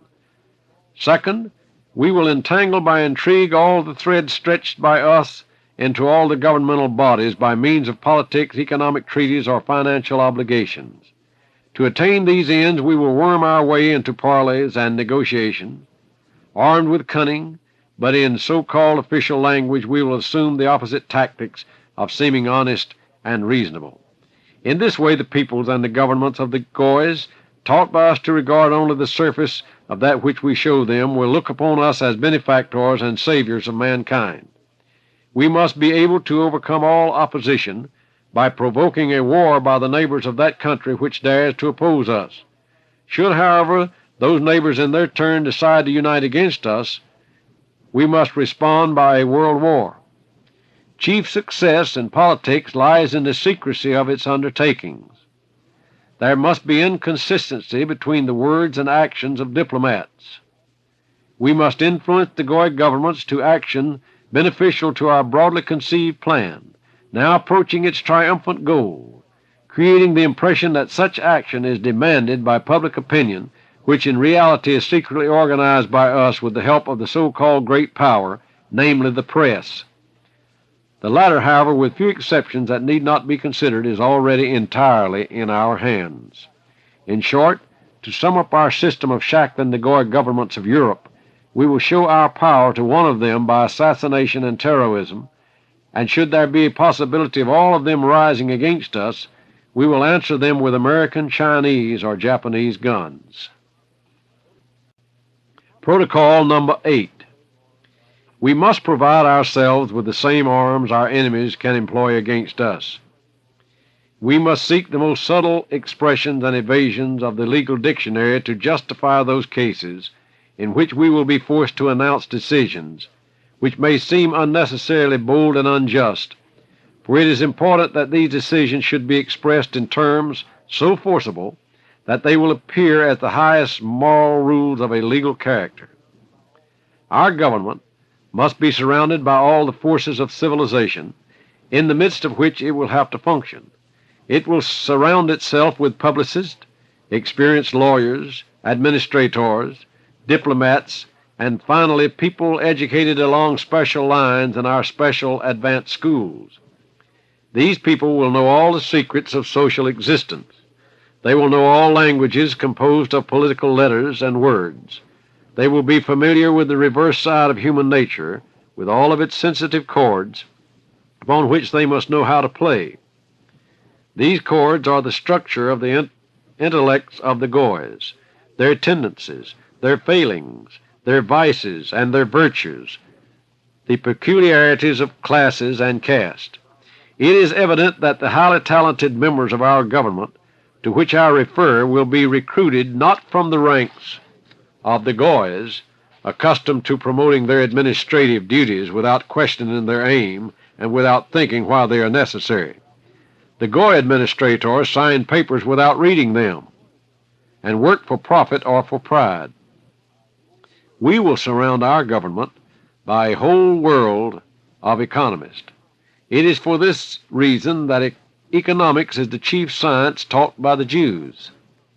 We will be surrounded by a crowd of bankers, traders, capitalists, and most important of all, by millionaires, because in essence everything will be decided by a question of figures.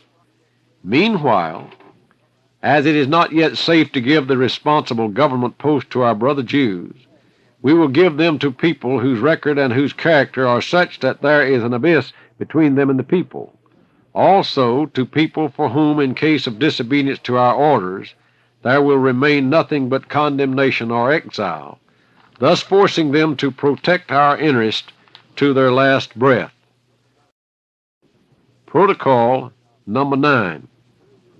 In applying our principles, turn your attention to the character of the people in whose countries you will be resident and among whom you will act, for a general similar application of them before the re-education of a people according to our plan cannot be successful.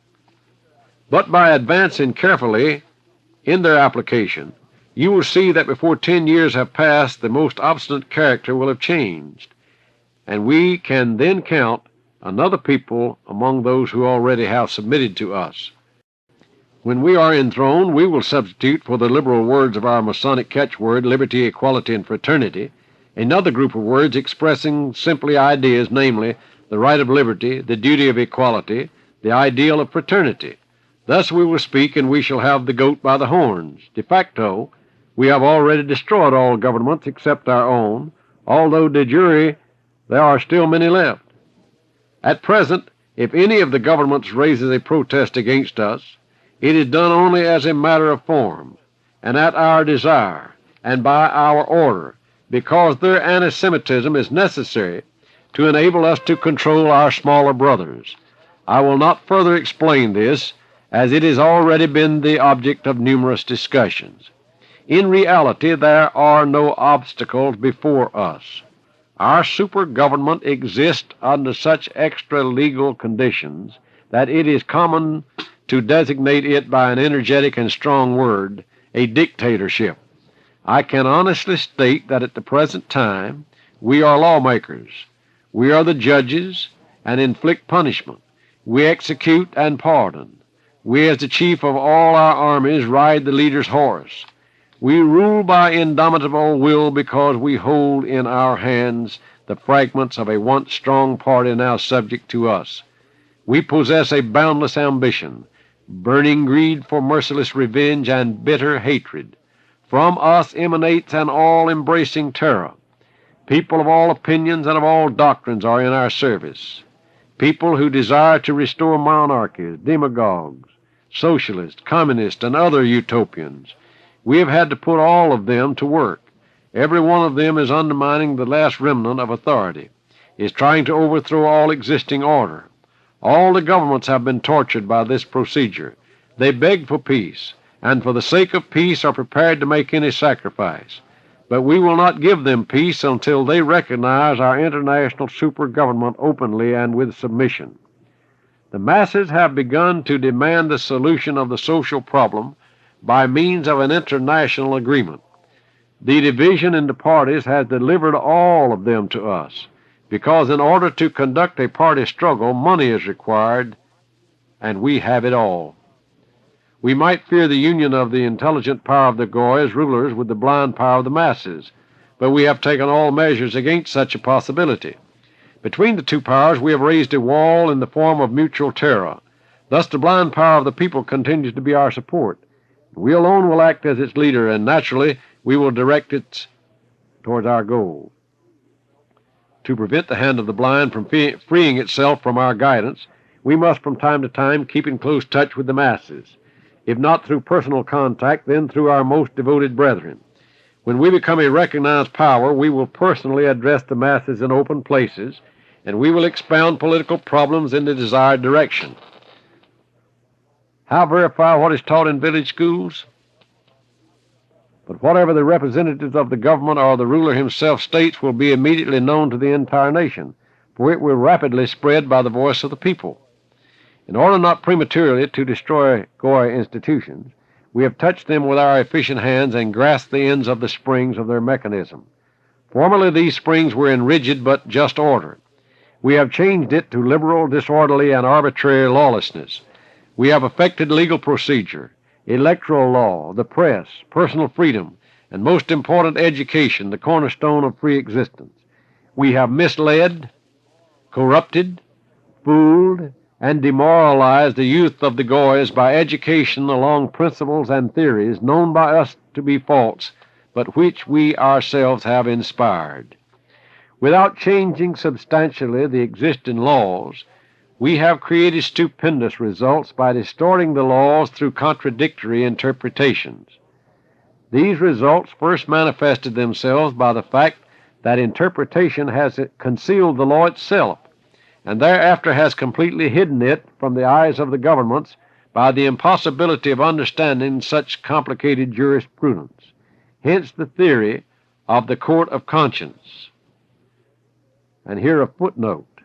And the footnote says, this probably means the practice which arose of not adhering to the letter of the law, but of judging by conscience. In the European countries, jurors are not compelled to render their verdict pursuant to the technical provisions of the law. Back to Protocol 9. You may say that there will be an armed rising against us if our plans are discovered prematurely. But in anticipation of this, we have such a terrorizing maneuver in the West that even the bravest soul will shudder. Underground passages will be established by that time in all capitals, from where they can be exploded, together with all their institutions and national documents. Protocol number 10. Today I will begin by reiterating what has already been stated. I beg you to remember that the government and the masses are satisfied with visible results in politics. How can they examine the inner meanings of things when their representatives consider that pleasure is above everything? It is important to know one detail in our policy. It will help us in discussing division of authority, freedom of speech, of the press, of religion, faith, the right of assembly, equality before the law, inviolability of property and of the home, indirect taxes, and the retrospective force of law. All such questions should never be directly and openly discussed before the masses. When it becomes necessary for us to discuss them, they should not be elaborated, but merely mentioned, without going into details, pointing out that modern legal principles are being accepted by us. The significance of this reticence lies in the fact that a principle which has not been openly declared gives us freedom of action to exclude unnoticed one point or another, whereas if elaborated, the principles become as good as established. The people feel an especial love and admiration towards the political genius, and they always react to their acts of violence as follows. Quote, yes, of course it is villainy, but how clever. It is a trick, but cleverly done. So majestically, so impudently. End quote. We count upon attracting all nations to the construction of the foundations of the new edifice which has been planned by us. It is for this reason that it is necessary for us, first of all, to acquire that spirit of daring, enterprise, and force which, through our agents, will enable us to overcome all obstacles in our path. When we accomplish our coup d'etat, we will say to the peoples, quote, "Everything went badly. All of you have suffered. We will abolish the cause of your sufferings, that is to say, nationalities, frontiers, and national currencies. Of course, you're free to condemn us, but would your judgment be just if you were to pronounce it before giving a trial to what we will give you?" End quote. Thereafter, they will exalt us with a sentiment of unanimous delight and hope. The voting system which we have used as a tool for our enthronement, and to which we have accustomed even the most humble members of our humanity by organizing meetings and prearranged agreements, will have performed its last service and will make its last appearance in the expression of a unanimous desire to become more closely acquainted with us before having pronounced a judgment. To attain this, we must force all to vote, without class discrimination, to establish the autocracy of the majority, which cannot be obtained from the intellectual classes alone.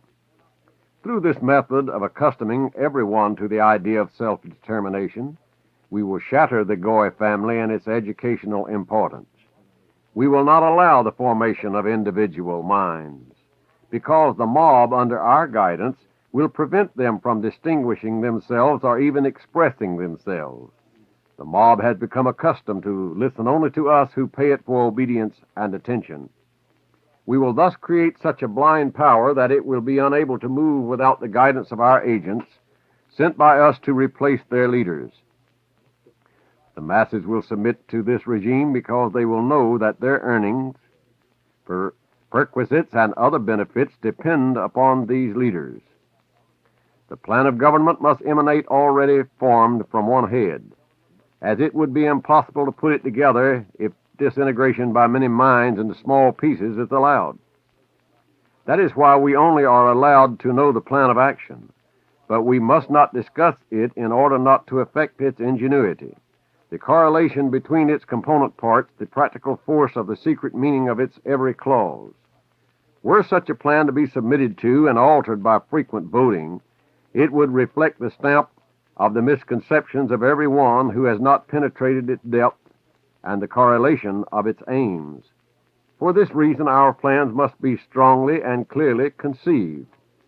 Consequently, the inspired work of our leader must not be thrown to the mercy of the mob or even of a limited group. These plans will not immediately upset contemporary institutions. They will only alter their organization and consequently the entire combination of their development, which will thus be directed according to the plans laid down by us. More or less, the same institutions exist in different countries under different names, such as representative bodies, ministries, Senate, state council, legislative, and executive bodies. It is not necessary for me to explain to you the connecting mechanism of these different institutions, as it is well known to you. I only call to your attention that every one of the aforesaid institutions fulfilled some important governmental function, and, moreover, I beg you to notice that the word important refers not to the institution, but to the function. Consequently, it is not the institutions that are important, but their functions. Such institutions have divided among themselves all the functions of government, namely administrative, legislative, and executive powers.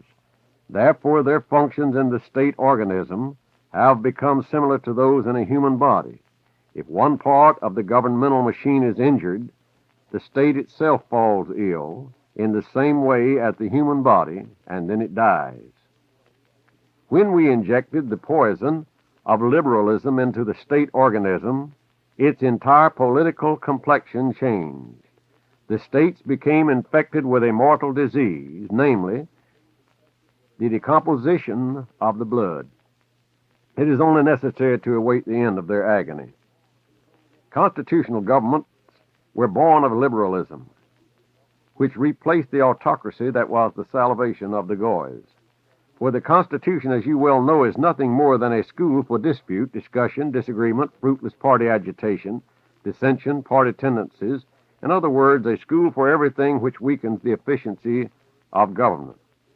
The platform, no less than the press, condemned the authorities to inaction and impotency, and thereby rendered them useless and superfluous, for which reason they were overthrown in many countries. The rise of the Republican era then became possible, and then we substituted for the ruler a caricature of government, a president chosen from the mob, from among our creatures, our slaves. This was the kind of mine we laid under the Goys, or more correctly, under the Goy nations. In the near future, we will make the president a responsible officer, whereupon we will no longer stand on ceremony in carrying out the things for which our dummy will be responsible. What difference does it make for us that the ranks of those aiming at authority will thin out, that confusion will result from inability to find presidents, confusion which will definitely disorganize the country? To accomplish our plan, we will engineer the election of presidents whose past record contains some hidden scandal, some Panama. Then they will be faithful executors of our orders from fear of exposure and from the natural desire of every man who has reached authority to retain the privileges, advantages, and dignity connected with the position of president. The Chamber of Deputies will elect, protect, and screen presidents, but we will deprive it of the right of initiating laws or of amending them. For this right will be granted by us to the responsible president, a puppet in our hands. Of course, then, the power of the president will become the target of numerous attacks, but we will give him the means of self-protection by giving him the right of directly applying to the people for their decision over the heads of their representatives. In other words, he will turn to the same blind slave to the majority of the mob. Moreover, we will empower the president to proclaim martial law. We will justify this prerogative under the pretext that the president, as chief of the national army, must control it in order to protect the new Republican Constitution, which he, as a responsible representative of this Constitution, is bound to defend. It is obvious that under such condition the keys to the shrine will be in our hands, and nobody except ourselves will be able to guide the legislative power. We will also take away from the chamber, with the introduction of the new Republican Constitution, the right of interpellation in regard to governmental measures, under the pretext that political secrets must be preserved. With the aid of this new Constitution, we will reduce the number of representatives to the minimum, thus also reducing to the same extent political passions and passions for politics. If, in spite of this, those remaining are recalcitrant, we will abolish them completely by appealing to the majority of the people. The appointment of the president and vice presidents of the Chamber and Senate will be the prerogative of the president. Instead of continuous parliamentary sessions, we will shorten them to a few months. Moreover, the president, as chief executive, will have the right to convene or dissolve Parliament, and in the case of dissolution, defer the appointment of a new Parliament. But to prevent the president from being held responsible before our plans are matured for the results of all these essentially illegal actions inaugurated by us, we will give the ministers and other high administrative officials surrounding the president the idea of circumventing his orders by issuing instructions of their own. Consequently, they will be made responsible instead of him. We recommend that the execution of this plan be given especially to the Senate, State Council, or Council of Ministers, and not to individuals. Under our guidance, the president will interpret in ambiguous ways such existing laws as it is possible so to interpret. Moreover, he will annul them when the need is pointed out to him by us. He will also have the right to propose temporary laws and even modifications in the constitutional work of government, alleging as the motive for doing so the exigencies of the welfare of the country. By such measures, we will be able to destroy gradually, step by step, everything that upon entering into our rights we were obliged to introduce into government constitutions as a transition to the imperceptible abolition of all constitutions, when the time comes to convert all government into our autocracy. The recognition of our autocrat may come even before the abolition of the Constitution.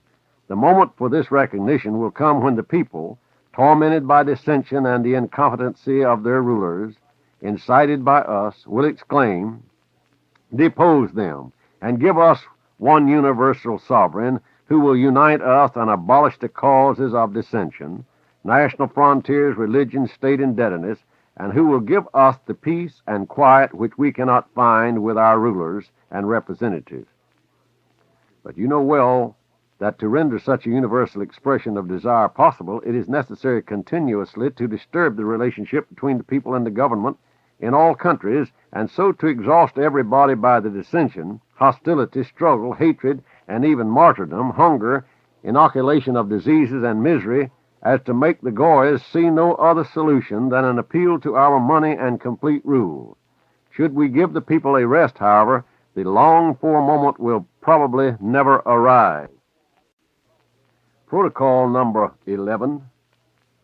The Council of State will tend to accentuate the power of the ruler in the capacity of an ostensible legislative body. It will act as a committee for the drawing up of laws and statutes on behalf of the ruler. The following is the program of the new Constitution which we are preparing. We will make laws and control the courts in the following manner. 1. By suggestions to the legislative body.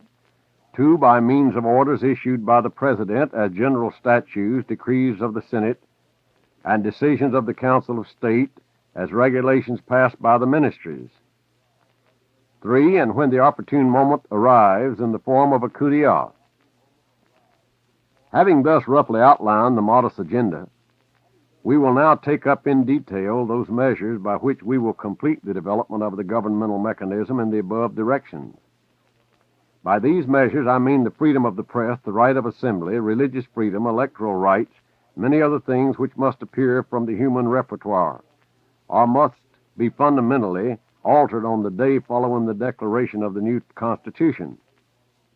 It is only at this moment that it will become possible for us to announce all our decrees, for at any time in the future, every perceptible change would be dangerous, and this for the following reasons. If these changes should be introduced and rigidly enforced, it might cause despair by creating the fear of further changes in a similar direction. If, however, they are made with a tendency to subsequent leniency, then it might be said that we have recognized our mistakes, which would undermine the faith of the infallibility of the new authority. It might also be said that we were frightened, and that we were forced to make concessions for which nobody would be thankful, since they would be considered as legitimately due. Any of these impressions would be detrimental to the prestige of the new Constitution.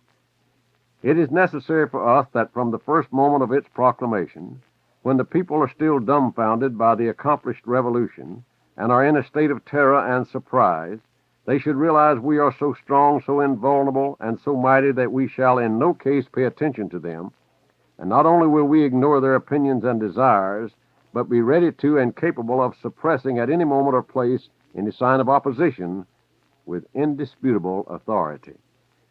We shall want the people to realize that we have taken at once everything we wanted, and that we shall under no circumstance share our power with them. Then they will close their eyes to everything out of fear and will await further developments. The Goyas are like a flock of sheep. We are wolves. Do you know what happens to sheep when wolves get into the fold? They will also close their eyes to everything, because we will promise to return to them all their liberties after the enemies of peace have been subjugated and all the parties pacified. Is it necessary to say how long they will have to wait for the return of their liberties? Why have we conceived and inspired this policy for the Goyas without giving them an opportunity to examine its inner meaning, if not for the purpose of attaining by a circuitous method what is unattainable for our scattered race by a direct road? This constituted a base for our organization of secret masonry, which is not known to and whose aims are not even suspected by these cattle, the Goyas. They have been decoyed by us into our numerous, ostensible organizations, which appear to be Masonic lodges, so as to divert the attention of their co-religionists. God has given us His chosen people the power to scatter, and what to all appears to be our weakness has proved to be our strength, and has now brought us to the threshold of universal rule. Little remains to be built on these foundations. Protocol number 12. The word liberty can be differently interpreted. We will define it as follows. Liberty is the right to do that which is permitted by law. Such a definition of this word will eventually serve us, because liberty will be in our power, and also because the laws will either destroy or construct only what we desire in accordance with the above-mentioned program. We will deal with the press in the following manner. What is the present role of the press? It serves to arouse furious passions or egotistic party dissensions which may be necessary for our purpose. It is empty, unjust, inaccurate, and most people do not understand what end it serves. We will shackle it and keep a tight rein on it. We will also do the same with other printed matter.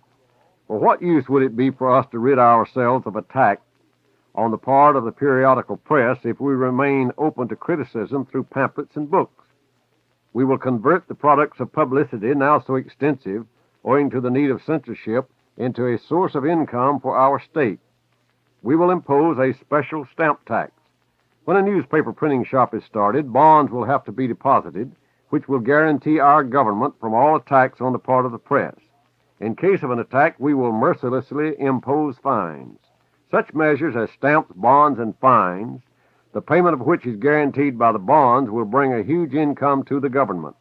It is true that party papers might not fear the loss of money, so we will suppress these after the second attack on us. No one shall touch the prestige of our political infallibility and remain unpunished. The pretext for stopping a publication will be that the publication in question excites public opinion without cause or reason. I ask you to bear in mind that among those who attacked us there will be also organs established by us, but they will attack exclusively those points which we plan to change. No, not one notice will be made public without our control. This is already being done by us, since the news from all parts of the world is received through several agencies in which it is centralized. These agencies will then be completely in our power, and they will publish only such news as we will permit. If we have already managed to subjugate the minds of the Goys to such an extent that almost all of them see world events through colored glasses which we put over their eyes, if even at present there is not one state which bars our access to state secrets, so termed by the stupid Goys, then what will it be when we, in the person of our universal sovereign, are the recognized rulers of the world? Let us return to the future of the press. Anybody who wishes to become an editor, a librarian, or a printer will be obliged to obtain a diploma, which in case of disobedience will be immediately revoked. With such measures, thought will become an educational instrument in the hands of our government, which will not allow the people to be led astray into realms of fancy and dreams about beneficent progress. Who of us does not know that these fantastic blessings are the direct road to baseless hopes, which lead to anarchistic relations between the people and the government? Progress, or better still, the idea of progress, had led to the creation of different modes of emancipation without setting any limit to it. All so-called liberals are essentially anarchists in thought, if not in action. Each one of them pursues the phantom of liberty, becoming self-willed, that is to say, falling into a state of anarchy by protesting for the mere sake of protesting. We will now again refer to the question of the press. We will place stamp taxes secured by bonds on each page of all printed matter, while on books containing less than 480 pages we will place a double tax. We will classify them as pamphlets so as to lessen the number of magazines which represent the worst printed poison, and on the other hand, to force writers to prepare such long works that they will be little read, especially as they will be expensive. Our own publications guiding public opinion in the direction we desire will be cheap and rapidly bought. The tax will discourage the writing of mere leisure literature, whereas punishment will make the writers dependent upon us. Even if there were writers who would like to attack us, they would find no publishers for their works. Before printing any work, the editor or printer will have to apply to the authorities for permission.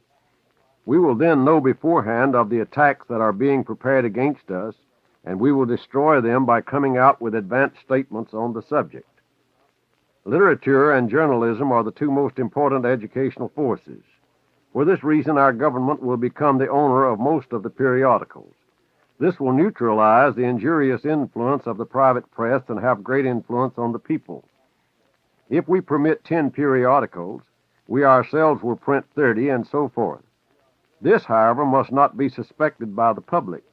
All the periodicals published by us will seem to be of contradictory views and opinions, inviting trust in us, thus attracting to us unsuspecting enemies, and in this way they will be caught in our trap and made harmless.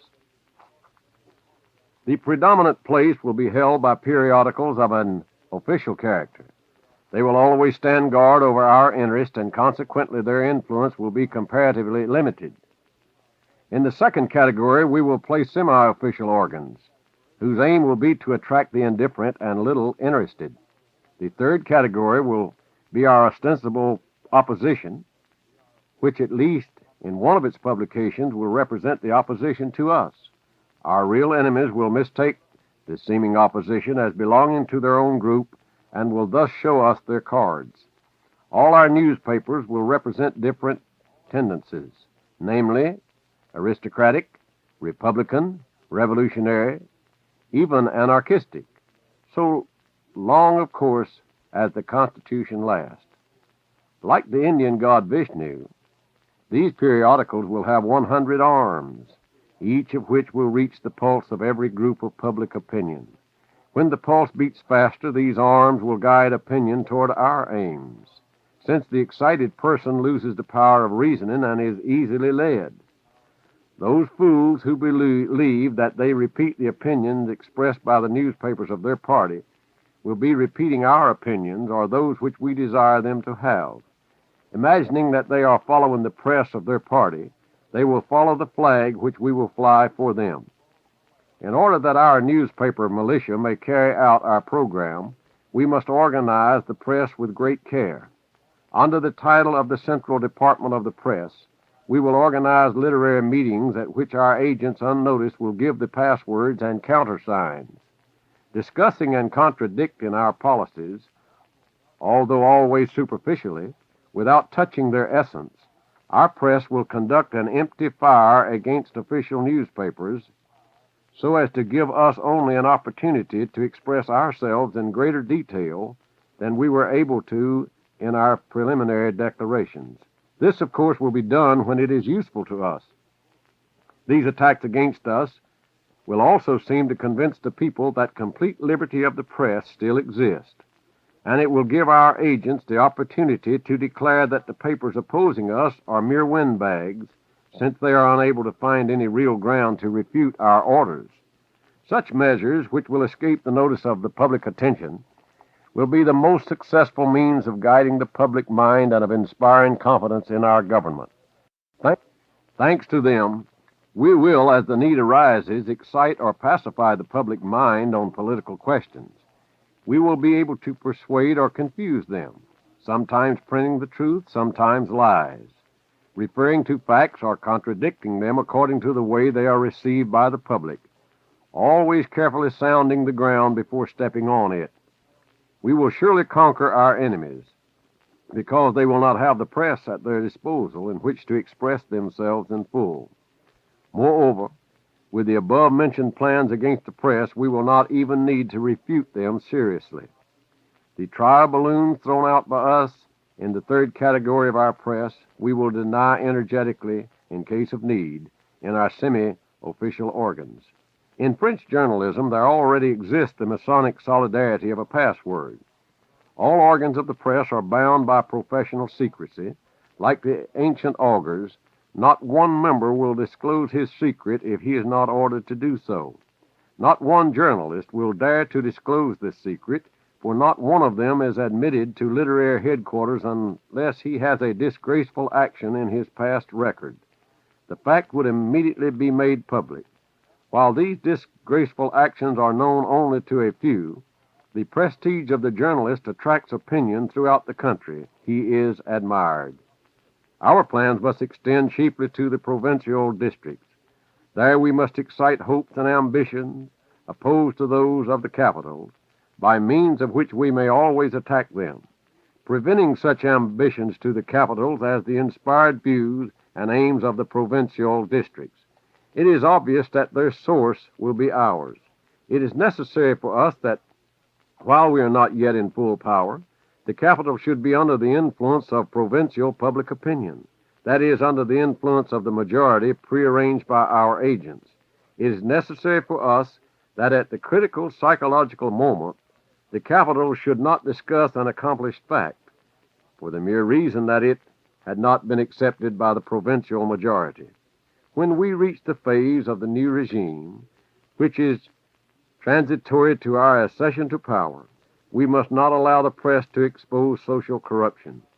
It must be thought that the new regime has satisfied everybody to such an extent that even criminality has stopped. Cases of criminal activity must only be known to their victims or their accidental witnesses, and to these alone. Protocol number 13. The need of daily bread forces the goys to silence and compels them to remain our obedient servants. The agents taken from among them for our press will discuss the facts they are ordered to publish, when it is inconvenient for us to publish statements openly in official documents. While discussion and dispute are taking place, we will simply pass the measures we desire and present them to the public as an accomplished fact. Nobody will dare to demand the rejection of measures thus passed, and the more so as they will be interpreted as an improvement. At this point, the press will divert the thoughts of the people to new problems. We haven't accustomed the people always to seek new emotions. Those brainless creators of destiny, who heretofore have been unable to understand and do not now understand that they are ignorant of matters which they undertake to discuss, will also hasten to discuss these new problems. Political questions are meant to be understood only by those who have created them and have been directing them for many centuries. From all of this, you will realize that by aiming to control the opinion of the mob, we will only facilitate the functioning of our mechanism. And you will also notice that we seek approbation not for actions, but for words uttered by us on various occasions. We always declare that we are guided in all our policies by the hope and certainty of serving the general good. To divert the over-restless people from discussing political problems, we now make it appear that we provide them with new problems, namely those pertaining to industry. Let them become excited over this subject as much as they like. The masses will consent to remain inactive, to rest from so-called political activity, to which we ourselves accustom them for the purpose of helping us in our struggle against the Goy government, only on condition of a new occupation in which we can show them supposedly the same political background. To prevent them from reaching any independent decisions, we will divert their minds by amusements, games, pastimes, passions, and cultural centers for the people. We will soon begin to offer prize contests through the press in the field of art and sports of all kinds. Such attractions will definitely deflect the mind from problems over which we would otherwise have to fight with the people. By losing more and more the custom of independent thought, they will begin to talk in unison with us, because we alone will provide new lines of thought through persons with whom, of course, we will presumably have no connections. The role of liberal utopians will be definitely terminated when our government is recognized. Until that time, they will do us good service. For this reason, we will still direct thought towards different fantastic theories which will appear to be progressive. For it is by the word progress that we have successfully turned the brains of the stupid Goys. There are no brains among the Goys to realize that this word is but a cover for digression from the truth unless it is applied to material inventions. since there is but one truth and there is no room for progress. Progress, being a false conception, serves to conceal the truth so that nobody may know it except ourselves, God's elect, who are its guardians. When our kingdom is established, our orators will discuss the great problems which have stirred humanity for the purpose of bringing it finally under our blessed rule. Who will then suspect that all these problems were instigated by us, according to the political plan which has not been disclosed by anyone during so many centuries? Protocol number 14. When we become rulers, we will not tolerate the existence of any other religion except our own, which proclaims one God, with whom our fate is bound up because we are the chosen people, and our fate has determined the fate of the world. For this reason, we must destroy all other religions. If the result of this produces modern atheists as a transitory step, this will not interfere with our plans, but will act as an example to those generations which will listen to our teaching of the religion of Moses, which, owing to its solid and thoughtful system, will eventually lead to the domination of all nations by us. We will also lay stress on the mystical truth of Masonic teaching, which we will assert is the foundation of its whole educative power. On every possible occasion, we will then publish articles in which we will compare our beneficial rule with that of the past. The benefits of peace, although attained through centuries of unrest, will serve to demonstrate the beneficial character of our rule. The mistakes made by the Goys during their administration will be pictured by us in the most vivid colors. We will cause such disgust toward the administration of the Goys that the masses will prefer the peace of serfdom to the rights of the much-lauded liberty which has so cruelly tortured them and drained from them the very source of human existence, and by which they were exploited by a mass of adventurers ignorant of what they were doing.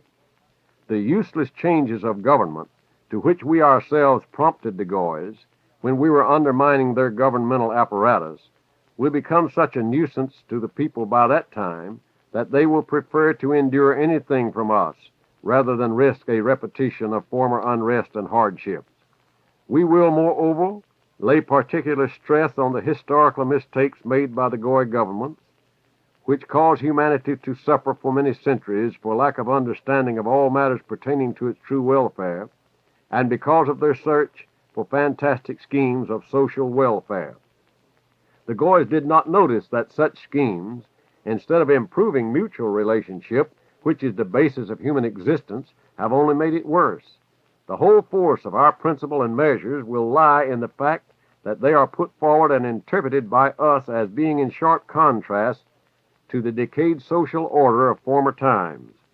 Our philosophers will discuss all the shortcomings of the Goy religion, but nobody will ever discuss our religion in the light of its true aspect, and nobody will ever thoroughly understand it except our own people, who will never dare to disclose its secrets. In countries so-called advanced, we have created insane, dirty, and disgusting literature.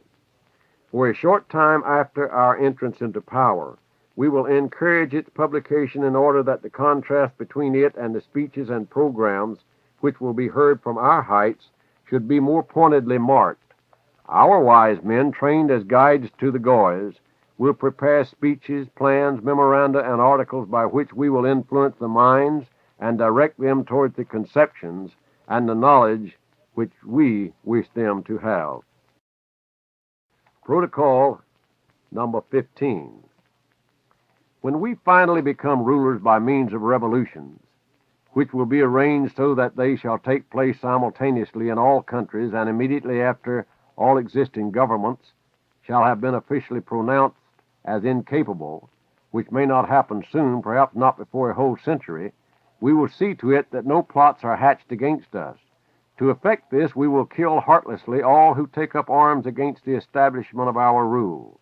The establishment of any new secret society will be met by the death penalty, and those societies which now exist and are known to us and either work or have worked for us will be disbanded and their members exiled to continents far removed from Europe. We will deal in the same manner with those Masons among the Goys who know too much. The Masons whom we may pardon for any reason will be kept under continual fear of exile. We will pass a law whereby all members of secret organizations will be exiled from Europe, that being the center of our government. The decisions of our government will be final, and there will be no right of appeal. In the Goy Society, where we have planted such deep roots of dissension and protest, order can only be restored by merciless measures which will serve as evidence that our power cannot be infringed. There is no necessity for regard towards the victim's sacrifice for the future good. To attain good, even though by the sacrifice of life, is the duty of every government which realizes that its existence depends not upon privileges alone, but upon the exercise of its duties as well. The most important means for erecting a stable government is to strengthen the prestige of authority. This is only obtained by its majestic and unshakable power, which will convey the impression that it is inviolable, because of its mystical nature, namely, because chosen by God. Such until recently has been the Russian autocracy, our only dangerous enemy throughout the world, with the exception of the Pope. Remember Italy drowning in blood? She did not touch a hair on the head of Sulla, who had shed that blood. Sulla had become powerful in the eyes of the people, although they were tortured by him. His manly return to Italy placed him beyond persecution. The people do not touch those who hypnotize them by bravery and steadfastness of spirit. Meanwhile, until our rule is established, we, on the contrary, will organize and multiply Freemasonic lodges in all the countries of the world. We will attract to them all those who are and who may become public-spirited, because in these lodges will be the chief source of information, and from them will emanate our influence. All these lodges will be centralized under one management. Known only to us and unknown to all others, these lodges will be administered by our wise men. The lodges will have their own representatives in this management in order to screen the above-mentioned Masonic government. He will give the password and elaborate the program. We will tie the knot of all revolutionary liberal elements in these lodges. Their membership will consist of all strata of society. The most secret political plans will be known to us and will fall under our leadership on the very day of their origination. Among the members of these lodges will be almost all the agents of the international and national police, whose work is indispensable for us, inasmuch as the police not only are able to take independent measures against the rebellious, but may also serve to mask our actions, provoke discontent, and so forth. Most people who become members of secret societies are adventurers, career makers, and irresponsible persons in general, with whom we will have no difficulty in dealing and who will help us to set in motion the mechanism of the machine planned by us. If this world becomes perturbed, it will only prove that it was necessary for us to disorganize it so as to destroy its too great solidarity. If a plot is laid, it must be headed by one of our most trustworthy servants. It is only natural that we want nobody but ourselves to guide the work of the Masons, for we know where we are trending. We know the final aim of every action. Now allow me to read a footnote at the bottom of the page inserted by the publishers. It is important to point out that some of the Jews themselves in their writings have claimed that Masonry is largely controlled by Jewish influence. In this connection, the statement of Dr. Isaac M. Wise may be recalled, and quote, "Masonry is a Jewish institution whose history, decrees, charges, passwords, and explanations are Jewish from the beginning to the end, with the exception of only one by decree and a few words in the obligation," end quote. And this is taken by the publishers from Dr. Isaac M. Wise, The Israelite, August the 3rd and 17th, 1855, quoted by Samuel Oppenheim in his pamphlets, quote, "Jews and Masonry in the United States before 1810," end quote. From the American Jewish Historical Society, New York, 1910, number 19, pages 1 and 2. Now we'll go back to the protocols themselves. The Goys, however, understand nothing, not even the immediate results. They are usually concerned about the momentary satisfaction of their ambitions in achieving their intentions. They do not notice, however, that the intention itself was not initiated by them, but that it was we who gave them the idea. The Goys become members of the lodges out of pure curiosity or hoping to receive their share in the public funds. There are others who come for the purpose of seizing the opportunity of putting before the public their impossible and baseless hopes. They long for the emotion of success and for the applause which we grant them lavishly. We create their success in order to utilize the self-deception that is born with it, and by which people, without noticing, begin to follow our suggestions without suspecting them, and being fully convinced that their infallibility originates its own ideas, and therefore does not need those of others. You have no idea how easy it is to bring even the most intelligent Goys to a state of unconscious credulity, and on the other hand, how easy it is to discourage them by the smallest failure, or merely by ceasing to applaud them, thus bringing them into servitude for the sake of achieving new success. To the same extent as our people ignore success for the sake of carrying out their plans, so are the Goys ready to sacrifice all their plans for the sake of success. Their psychology makes the problem of direction easier for us. Those tigers, in appearance, have the souls of sheep, and nonsense filters through their heads. As a hobby, we have given them the dream of submerging human individualism through the symbolic idea of collectivism. They have not yet discovered, and will not discover, that this hobby is a clear infringement on the principal law of nature, which from the beginning of the world created a being unlike all others, precisely for the sake of expressing his individuality.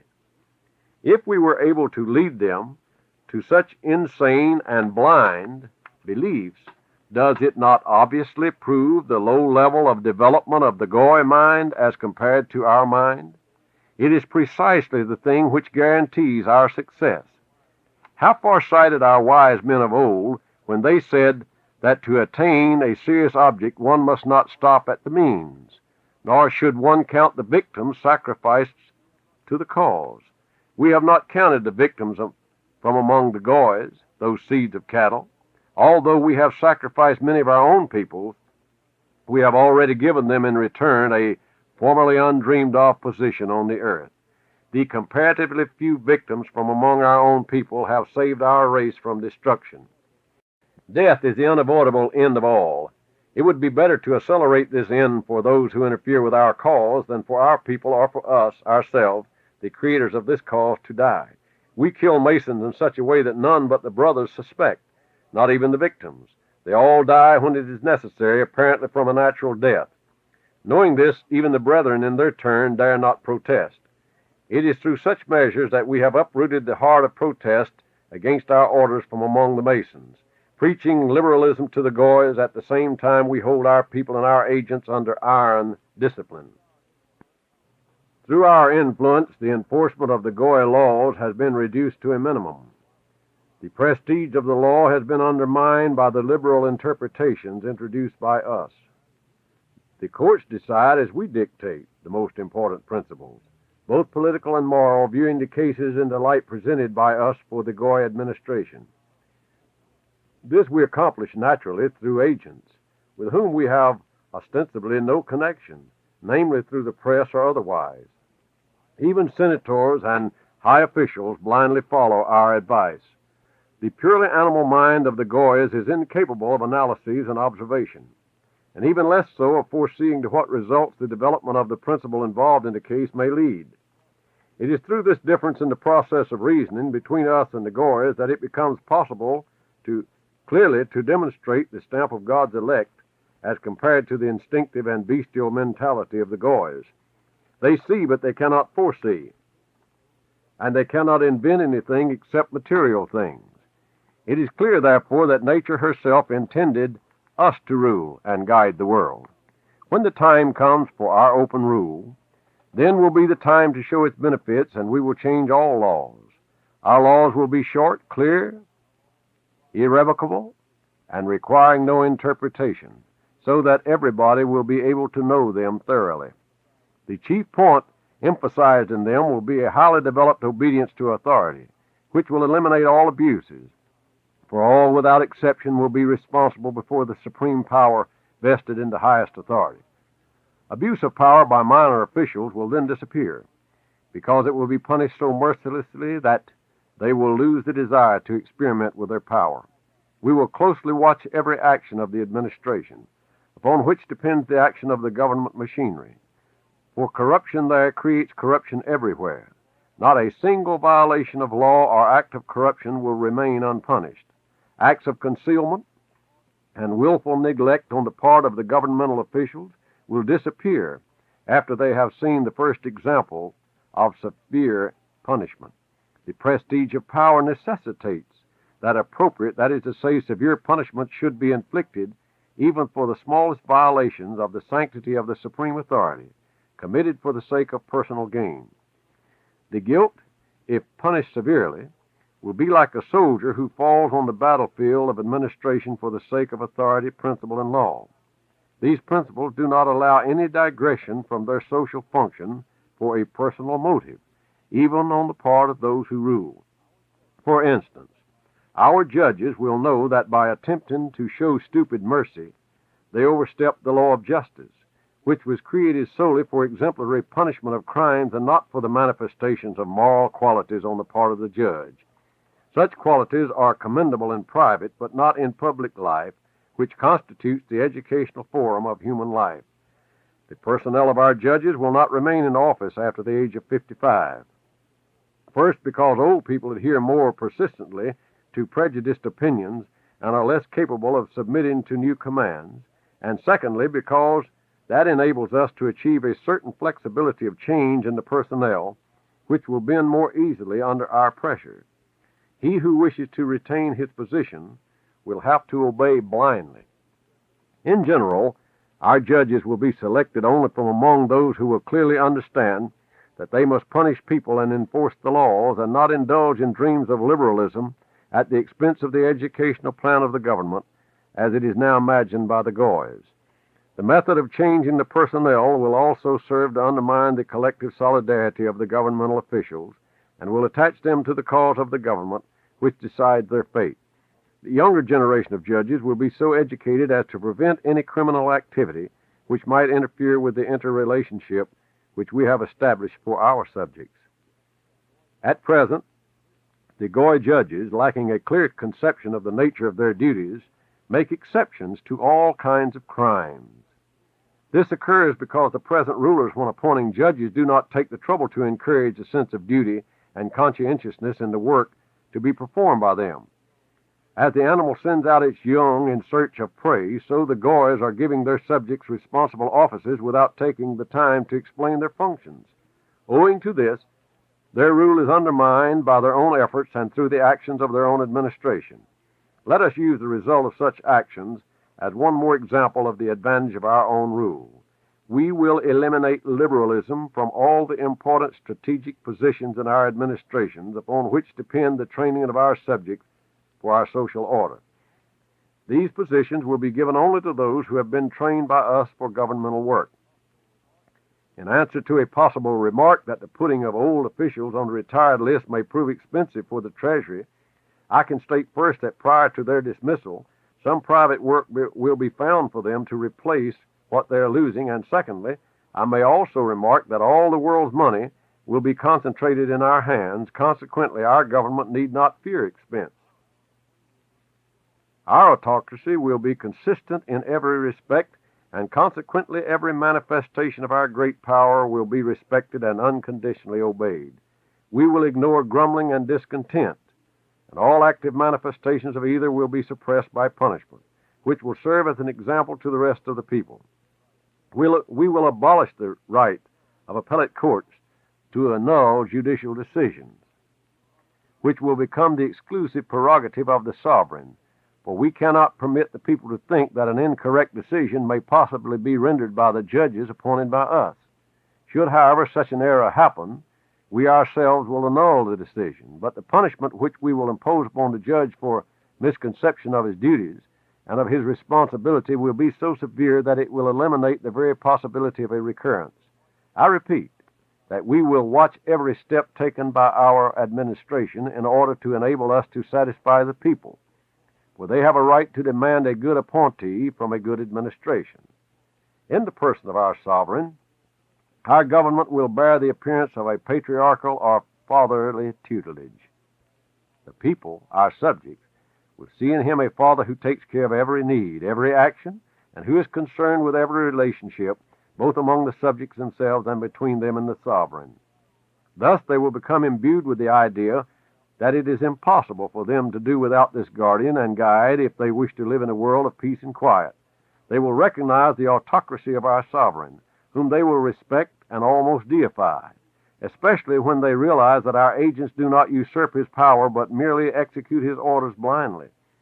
They will be glad that everything is regulated in their lives as is done by wise parents who wish to educate their children to a sense of duty and obedience. With regard to the secrets of our political plans, both the masses and their administration are like little children. As you can see for yourselves, I base our despotism upon right and duty. The right of forcing the performance of duty is the direct function of government, acting as the father to its subjects. It is the right of the strong to utilize his power in order to lead humanity towards a social order established by the law of nature, namely obedience. Everything in the world is subject, if not to some other persons, then to circumstances or to its own nature, but in any case to something stronger than itself. Consequently, let us be the strongest for the common good.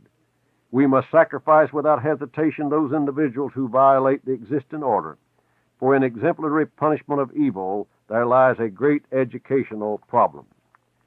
When the King of Israel places the crown offered to him by Europe on his sacred head, he will become the patriarch of the world. The necessary sacrifices made by him will never equal the number of victims sacrificed to the mania of greatness during the centuries of rivalry between the Goy governments. Our sovereign will be in constant communication with the people, delivering from tribunes addresses which will be spread to all parts of the world. Protocol number 16. For the purpose of destroying all collective forces except our own, we will nullify the universities, the first stage of collectivism, by reconstructing them along new lines. Their directors and professors will be trained for their work through detailed, secret programs of action, from which they will not be able to deviate in the least with impunity. They will be appointed with special care and will be so placed as to be completely dependent upon the government. We will exclude from the curriculum civic law as well as all that touches upon political questions. These subjects will be taught only to a few dozen selected for their striking ability from among the initiated. The universities must not allow the callow youth to graduate who concoct plans of constitutions as they do comedies or tragedies, or who meddle with the political matters which even their fathers do not understand. Fully directed study of political questions by a great number of people creates utopians and poor citizens, as you can judge by the universal education as conducted by the Goys along those lines. It was necessary for us to infiltrate into their educational system such principles as have successfully broken down their social order. When we are in power, we will eliminate all disturbing subjects from educational systems and will make young people obedient children of their superiors, loving the sovereign as their assurance of hope, peace, and quiet. For the study of the classics and ancient history, which contain more bad than good examples, we will substitute a program dealing with the future. We will obliterate from the memory of the people all those facts pertaining to former centuries which are not to our advantage, leaving only those which emphasize the mistakes of the Goy governments. The study of practical life, of obligatory social order, of the interrelationship of human beings, the avoidance of evil, egotistical examples that plant the seed of evil, and other questions of a pedagogical nature will head the educational system. This program will differ for each caste, never allowing education to be of a uniform character. Such a system is of special importance. Each caste must be educated with strict limitations, according to its particular occupation and the nature of the work.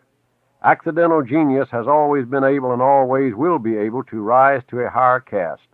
But for the sake of this rare exception to open the door to the inefficient and to admit them to higher caste or ranks, enabling them to occupy positions of others born and trained to fill them, is absolute insanity.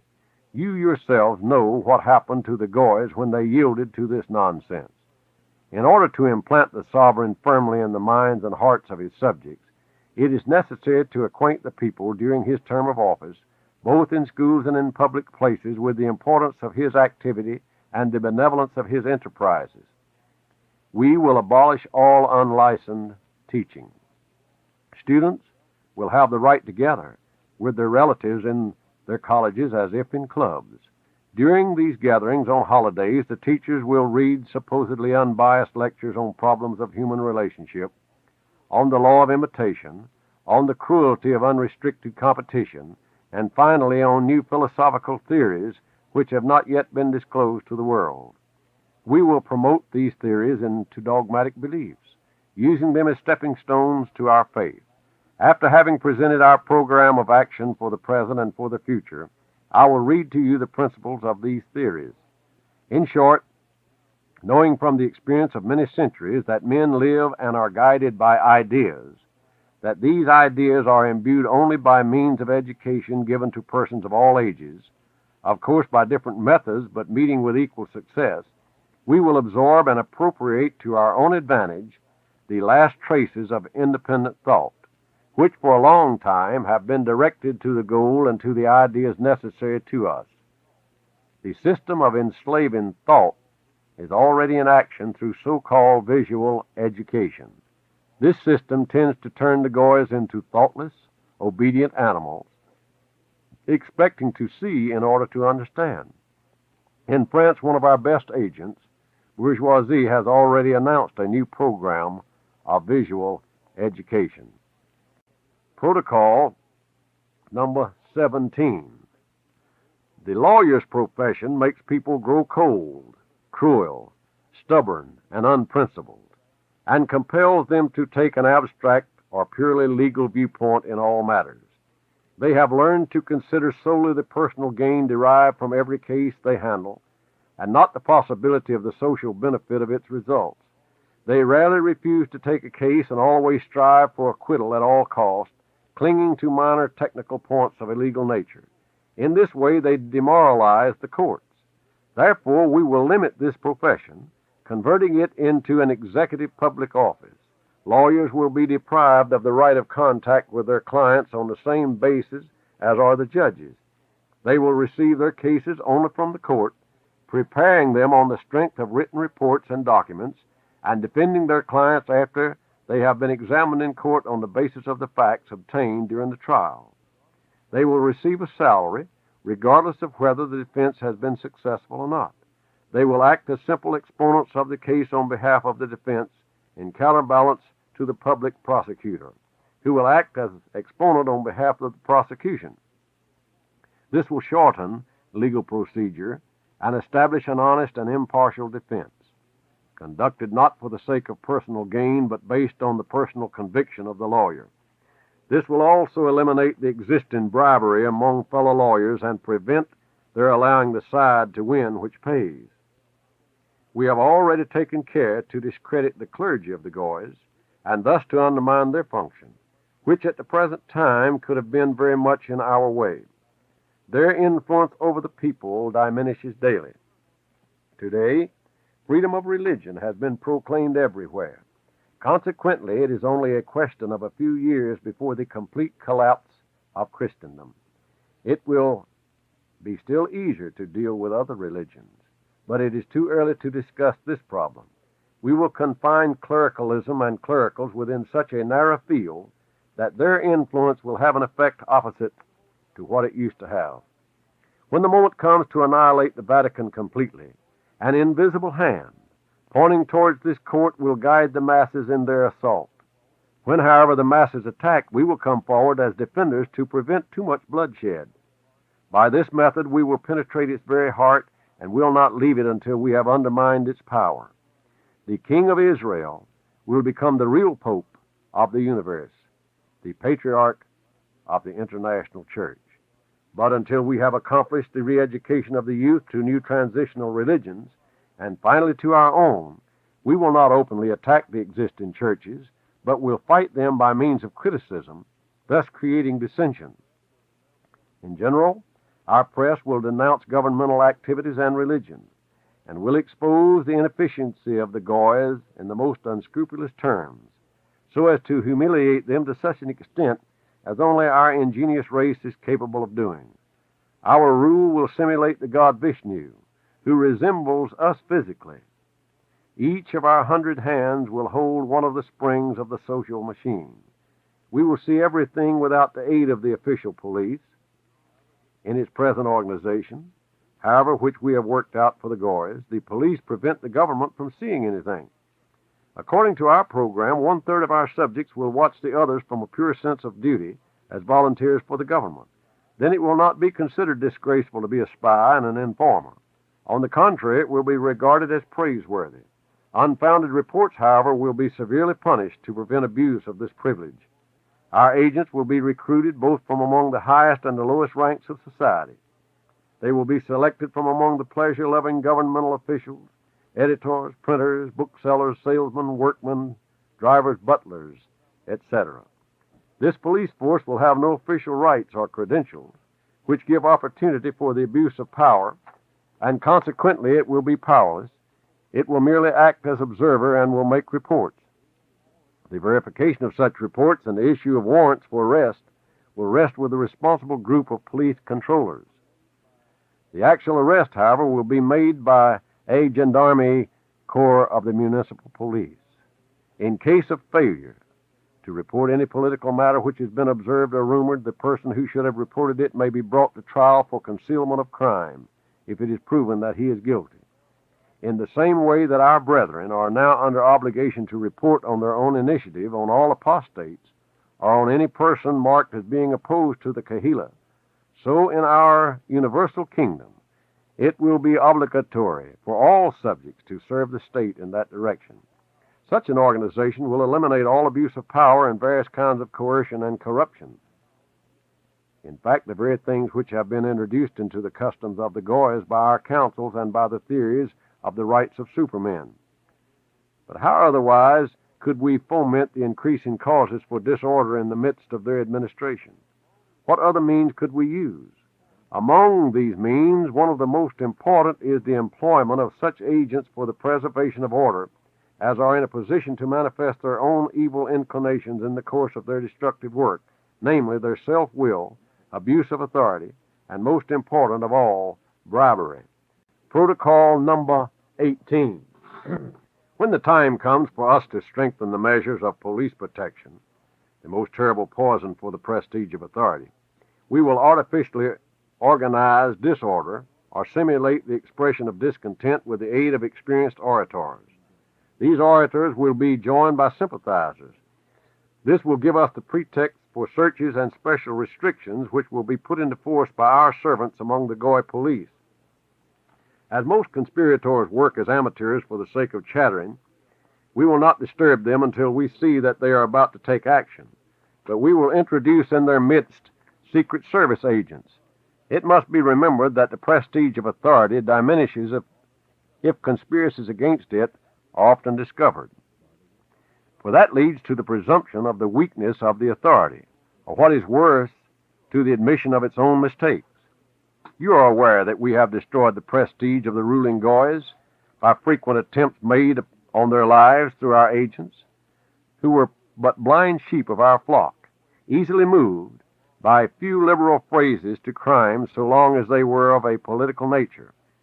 We have forced the rulers to admit their own weakness by adopting open measures of police protection, and thereby we have ruined the prestige of their authority. Our sovereign will be protected only by the most invisible guard, because we will never allow anyone to think that conspiracy might exist against him which he is unable to combat and from which he has to hide himself. If we were to allow this thought to prevail, as it prevails among the Goys, we would thereby sign the death warrant, if not of the sovereign himself, then of his dynasty in the near future. Observing strict decorum, Our sovereign will use his power only for the benefit of the people, but never for his own good or for that of his dynasty. By strictly adhering to this decorum, his authority will be respected and protected by his subjects. Moreover, he will be worshipped, because it will be known that upon his authority depends the well-being of every citizen of the kingdom and the stability of the social order itself. To guard the sovereign openly is equivalent to an admission of the weakness of his governmental organization. Our sovereign, when amidst his people, will always appear to be surrounded by a crowd of curious men and women who will stand beside him as though accidentally and will hold back the other people as though through respect for order. This example will implant an idea of self-restraint in others. If there be a person in the crowd trying to present a petition and working his way through the ranks, the person nearest to him must take the petition and present it to the sovereign in sight of the petitioner himself, so that all may know that the petition presented has reached its destination, and consequently that there exists a control of affairs on the part of the sovereign himself. The prestige of authority demands that the people should be able to say, quote, if only the king could know it, end quote, or, quote, the king will know about this, end quote. With the establishment of an official police guard, the mystical prestige of authority vanishes at once. With a certain amount of audacity, everyone considers himself superior to authority. The assassin realizes his strength and only has to watch his opportunity to make an attempt against an official.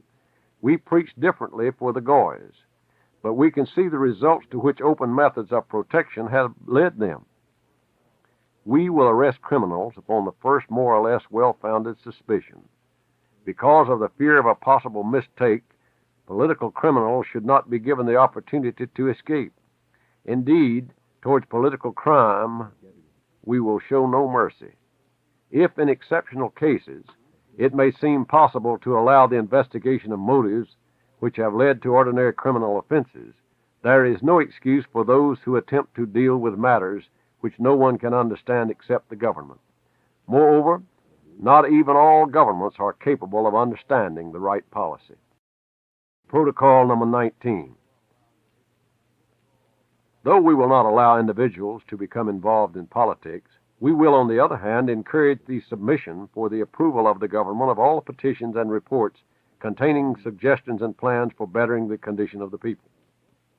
This will bring to our knowledge the shortcomings or merely the fanatic aspiration of our subjects.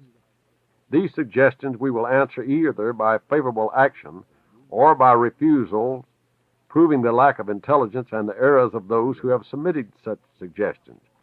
Sedition is nothing but the barking of a lapdog at an elephant. From the point of view of a government which is well organized, not from the police standpoint, but with regard to its social bases, the lapdog barks at the elephant because he does not realize his strength. It is only necessary for the elephant to show his strength once, and the dog barks no more. He begins to wag his tail the moment he sees the elephant. In order to eliminate the prestige of martyrdom from political crime, we will seat the political criminal on the same bench with thieves, murderers, and other disgusting and dirty criminals. Then public opinion will regard that class of criminals as quite as disgraceful as any other, and will brand them with equal contempt. We have endeavored to prevent, and I hope have succeeded in preventing, the Goys from using such methods of dealing with seditious activities. In order to attain this end, we have made use of the press and public speeches. Indirectly, through cleverly compiled historical textbooks, we have given publicity to martyrdom as though revolutionists had undergone it for the sake of human welfare. Such an advertisement has increased the contingent of liberals and forced thousands of Goys into the herds of our cattle. Protocol number 20. Today we shall deal with the financial program, the discussion of which I have postponed until the end of my report because it is the most difficult, conclusive, and decisive point in our plans. In approaching it, I will remind you that I have already intimated that the result of our actions is measured in figures. When we become rulers, our autocratic government, for the sake of self-defense, will avoid burdening the people with heavy taxes, and it will not forget the role it has to play, namely that of father and protector. But as government organization is costly, it is necessary to raise the means for its maintenance. Consequently, we must carefully work out the plan of a fair distribution of taxation. In our government, the sovereign will have the legal fiction of owning everything in his kingdom, which is easily put into practice and can resort to legal confiscation of all money in order to regulate its circulation throughout the country. Consequently, the best method of taxation is the levying of a progressive tax on property. Taxes will thus be paid without difficulty or ruin in respective proportion to the amount of property owned. The rich must realize that it is their duty to give a part of their surplus wealth for the benefit of the country as a whole, because the government guarantees inviolability of the remaining part of their property and the right of honest gain. I say honest because the control of property will prevent legal theft. This social reform must come from above, for the time is ripe and it is becoming necessary as a guarantee of peace. The tax on the poor is the seed of revolution, and it acts detrimentally to the government, which loses the great in its pursuit of the little. Moreover, the taxation of capital will lessen the increase of wealth in private hands, in which at present we have concentrated it as a counterweight to the governmental power of the goys, namely to the state treasury. Progressive taxation, assessed according to the amount of capital, will produce a much greater revenue than the present system of taxing everyone at an equal rate, which is useful to us now only as a means of exciting revolt and discontent among the goys. The power of our sovereign will rest mainly in the equilibrium and in guarantees of peace. For these, the capitalists must cede a part of their income so as to protect the action of the government machine. Public needs must be met by those who can best afford to do so, and by those from whom there is something to take. Such a measure will eliminate the hatred of the poor towards the rich, as they will be regarded as the financial supporters of the state and the upholders of peace and prosperity. The poor will also see that the rich are providing the necessary means to ensure this end. To prevent intelligent taxpayers from being too discontented with the new system of taxation, they will be furnished with detailed reports of the disbursement of public funds, exclusive of such as are appropriated for the needs of the throne and administrative institutions. The sovereign will not own property, since everything in the state will seem to belong to him, and these two conceptions will contradict each other. Private means would eliminate his right to own everything. The relatives of the sovereign, aside from his descendants, who will also be supported by the state, must join the ranks of government officials or otherwise work for the right of holding property. The privilege of being of royal blood must not entitle them to rob the state treasury. Sales, profits, or inheritances will be taxed by a progressive stamp tax. The transfer of property, whether in cash or otherwise, without the required stamp, will place the payment of the tax on the original owner, dating from the time of the transfer until the time of the reported failure to record the transaction. Transfer vouchers must be shown weekly at the local branch of the state treasury, together with a statement of the names, surnames, and the permanent addresses both of the original and of the new owner. The recording of the names of those participating in a transaction will be necessary in all transactions involving more than a certain amount for ordinary expenditures. The sale of prime necessities will be taxed only by a stamp tax, which will represent a certain small percent of the cost of the particular article. Just calculate how many times the amount received from such taxes will exceed the income of the Goy governments. The state bank must keep a definite reserve fund, and all sums in excess must be put back into circulation. The cost of public works will be met out of this surplus fund. The initiative of such works emanated from the government will also tie the working class to the interest of the government and the rulers. Some of this money will be allotted to prizes for inventions and for the purpose of production. Even small sums in excess of certain definite and broadly calculated funds should not be allowed to be kept in the state treasury, because money is intended to circulate, and every impediment to circulation is detrimental to the governmental mechanism, which the money lubricates. The congestion of lubricating substances can stop the proper functioning of the mechanism. The substitution of bonds for a part of the currency has created just such an impediment. The result of this has already become sufficiently evident.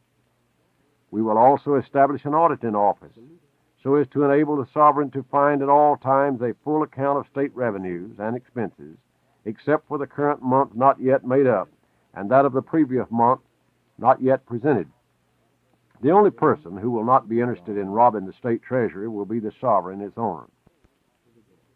This is the reason why his control will prevent the possibility of loss or misappropriation. Receptions for the purpose of etiquette, which waste the valuable time of the sovereign, will be abolished, because the ruler needs time for control and thought. Then his power will be not frittered away on the people surrounding the throne for the sake of appearance and brilliance, and who have only their own and not the public interest in mind. The economic crises were created by us for the Goyas only by the withdrawal of money from circulation. Huge amounts of capital were kept idle and were taken away from the nations, which were thus compelled to apply to us for loans. Payment of interest on these loans burdened the state finances and made the state subservient to capital. The concentration of industry, having taken production out of the hands of the artisan and put it into the hands of the capitalist, sucked all the power out of the people and also out of the state. The present issue of money generally does not coincide with the need per capita, and consequently it cannot satisfy all the needs of the working classes. The issue of currency must correspond with the increase in population, and children must be reckoned as customers from the day of their birth. The revision of the issue of currency is an essential problem for the whole world. You know that gold currency was detrimental to the governments that accepted it, for it could not satisfy the requirements for money, since we took as much gold as possible out of circulation. We must issue a currency based on the value of the working power, whether it be of paper or wood. We will issue money in proportion to the normal demands of every subject, adding a certain amount at every birth and decreasing it with every death. Every department, the French administrative divisions, every district will be in charge of its own account. To avoid any delay in paying the government's expenses, the terms of such payments will be decreed by order of the sovereign. This will eliminate any favoritism of the Ministry of Finance over any other department to the detriment of the others. The budget of revenues and the budget of expenditure will be placed side by side in order that they may always be compared with each other. We will present plans for the reform of the Goya financial institutions and of their principles as planned by us in such a manner that nobody will be frightened. We will demonstrate the need of reform by the disorderly twaddle produced by the financial disorganization of the Goyas. We will show that the first reason for this confusion lies in the drafting of rough estimates for the budget, which increases from year to year. This annual budget is with great difficulty made to last during the first half of the year. Then a revised budget is demanded, and the funds thus allotted are spent in the next 3 months, after which a supplementary budget is called for, and all this is wound up by a liquidation budget. As the budget of the following year is based on the total expenditure of the preceding year, the divergence from the normal reaches 50% annually, so that the annual budget trebles every 10 years. Owing to such a procedure, resulting from the carelessness of the Goy governments, their treasuries become empty. The period of loans followed and used up the remainder and brought all the Goy states to bankruptcy. You can well understand that such a management of financial affairs as we induce the Goys to pursue cannot be adopted by us. Every loan proves the impotency of the government and its failure to understand its own rights. Loans, like the sword of Damocles, hangs above the head of the rulers, who, instead of placing temporary taxes on their subjects, stretch forth their hands and beg the charity of our bankers. Foreign loans are leeches, which can never be removed from the governmental body until they either fall off themselves or the government itself manages to get rid of them. But the Goy government, instead of throwing them off, increased their number, so that these governments must inevitably perish through self-inflicted loss of blood. Indeed, what is a loan, especially a foreign loan, if not a leech? A loan is the issuance of government obligations, which involve the liability to pay interest in proportion to the sum borrowed.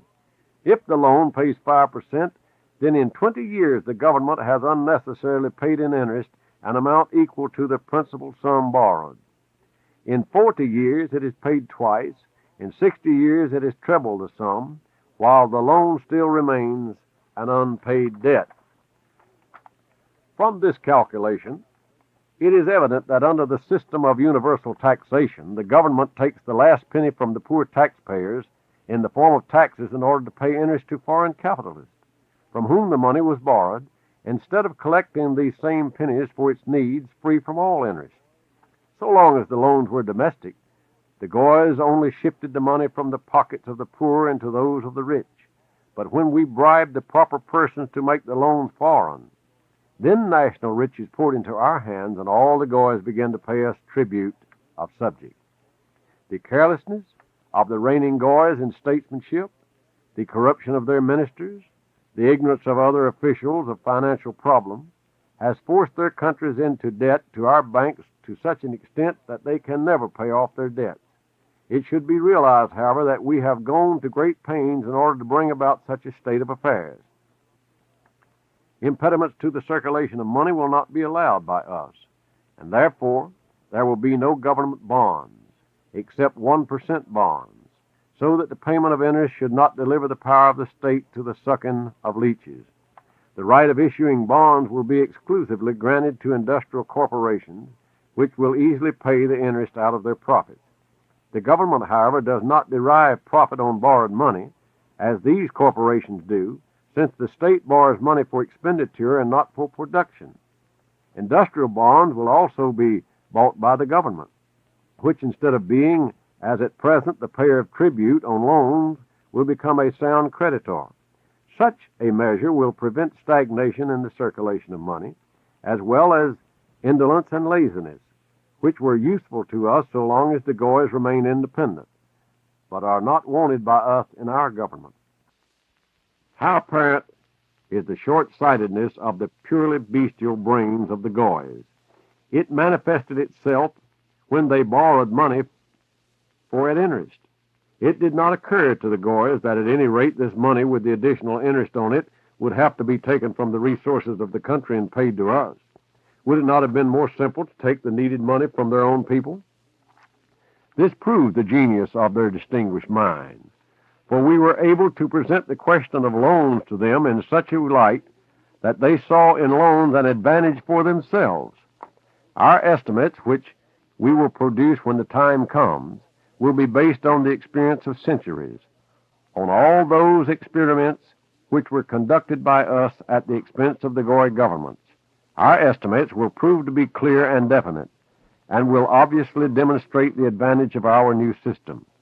They will end all those abuses which made it possible for us to master the Goys, but which cannot be permitted in our reign. We will so organize the accounting system that neither the sovereign himself nor the most humble clerk will be able to deflect the smallest sum from its destination or direct it into a different channel from that indicated in our original financial plan. It is impossible to govern without a definite plan. Traveling along a definite road with an indefinite supply of provisions destroys heroes and knights. The Goy rulers, to whom we once gave advice to neglect governmental duties for grandiose receptions, etiquette, and pleasures, only concealed our rule. The accounts of the powerful favorites who replaced the sovereign were drawn up by our agents, and they always satisfied the shallow minds by promises that in the future there would be savings and improvements. Savings from what? From new taxes? This might have been asked, but was not asked by those who read our reports and plans. You know to what their carelessness has led them, what financial disorganization they have reached in spite of the wonderful diligence of their people. Protocol number 21. I will add one more detail regarding domestic loans, in addition to the report which I made at the last meeting. I will not speak any more of foreign loans, for they filled our coffers with the national money of the Goys. There will be no foreigners in our government, nobody outside. We profited by the corruption of the administrators and by the negligence of the rulers in receiving sums that were doubled, trebled, and even more loaning the Goy government's money which in reality was not needed by the states at all. Who could do the same with regard to us? Therefore, I will only set forth details in regard to domestic loan. In announcing such a loan, the governments open a subscription to their bonds. To make them accessible to all, they vary the denomination from 100 to thousands, and the first subscribers are allowed to buy below face value. The following day, the price is artificially raised on the pretext that everybody hurried to buy the bonds. In a few more days, there's a pretense that the treasury is filled and that it is not known what to do with the money, which has been oversubscribed. What was the use of taking it? The subscription is evidently considerably in excess of the amount asked for. Therein lies the effect, for it is thus demonstrated that the public has confidence in the government obligations. But after the comedy has been played, the fact of the debt appears, and it is usually a heavy one. In order to pay the interest, new loans have to be issued, which do not liquidate but increase the original debt. Then, when the borrowing capacity of the government has been exhausted, it becomes necessary to meet the interest on the loan, not the loan itself, but by new taxes. These taxes are nothing but a debit used to cover a debit. Then comes the period of conversions. But these only decrease the payment of interest while they do not annul the debt. Moreover, they cannot be made without the consent of the bondholders. When a conversion is advertised, an offer is made to return the money to those who are not willing to convert their bonds. If everybody were to demand his money, the government would be caught in its own net and would be unable to return all the money. Fortunately, the Goy subjects, ignorant of financial affairs, always preferred to suffer a fall in the value of their securities and a reduction of interest to the risk of new investments. Thus, they have given these governments more than one opportunity of throwing off a deficit of several millions. At present, with the existence of foreign loans, the Goys cannot play such tricks, for they know that we would demand all the money back. Thus, an avowed bankruptcy will be the best proof of the lack of common interest between the people and their government. I direct your express attention to the above circumstance, as also to the following. At present, all domestic loans are consolidated into so-called floating debts. In other words, into those whose terms of payment are more or less close at hand. Such debts consist of money placed in savings banks. Being at the disposal of the government for a considerable length of time, these funds vanish in the payment of interest on foreign loans, and they are replaced by an equal amount of government securities. The latter cover all the deficits in the government treasuries of the Goys. When we mount the throne of the universe, such financial expedients, being detrimental to our interest, will vanish. We will also destroy all stock exchanges, for we will not allow the prestige of our authority to be shaken by the shifting of the prices of our securities. We will fix the full price of their value legally without any possibility of its fluctuation. A rise leads to a fall, and this was precisely what we did to the Goy stocks and bonds at the beginning. We will replace the stock exchanges by great government credit institutions, whose functions will be to tax commercial values according to governmental plans. These institutions will be in a position to throw daily on the market 500 million shares of industrial stocks or to buy up a like amount. Thus, all industrial enterprises will become dependent upon us. You can well imagine what power that will give us.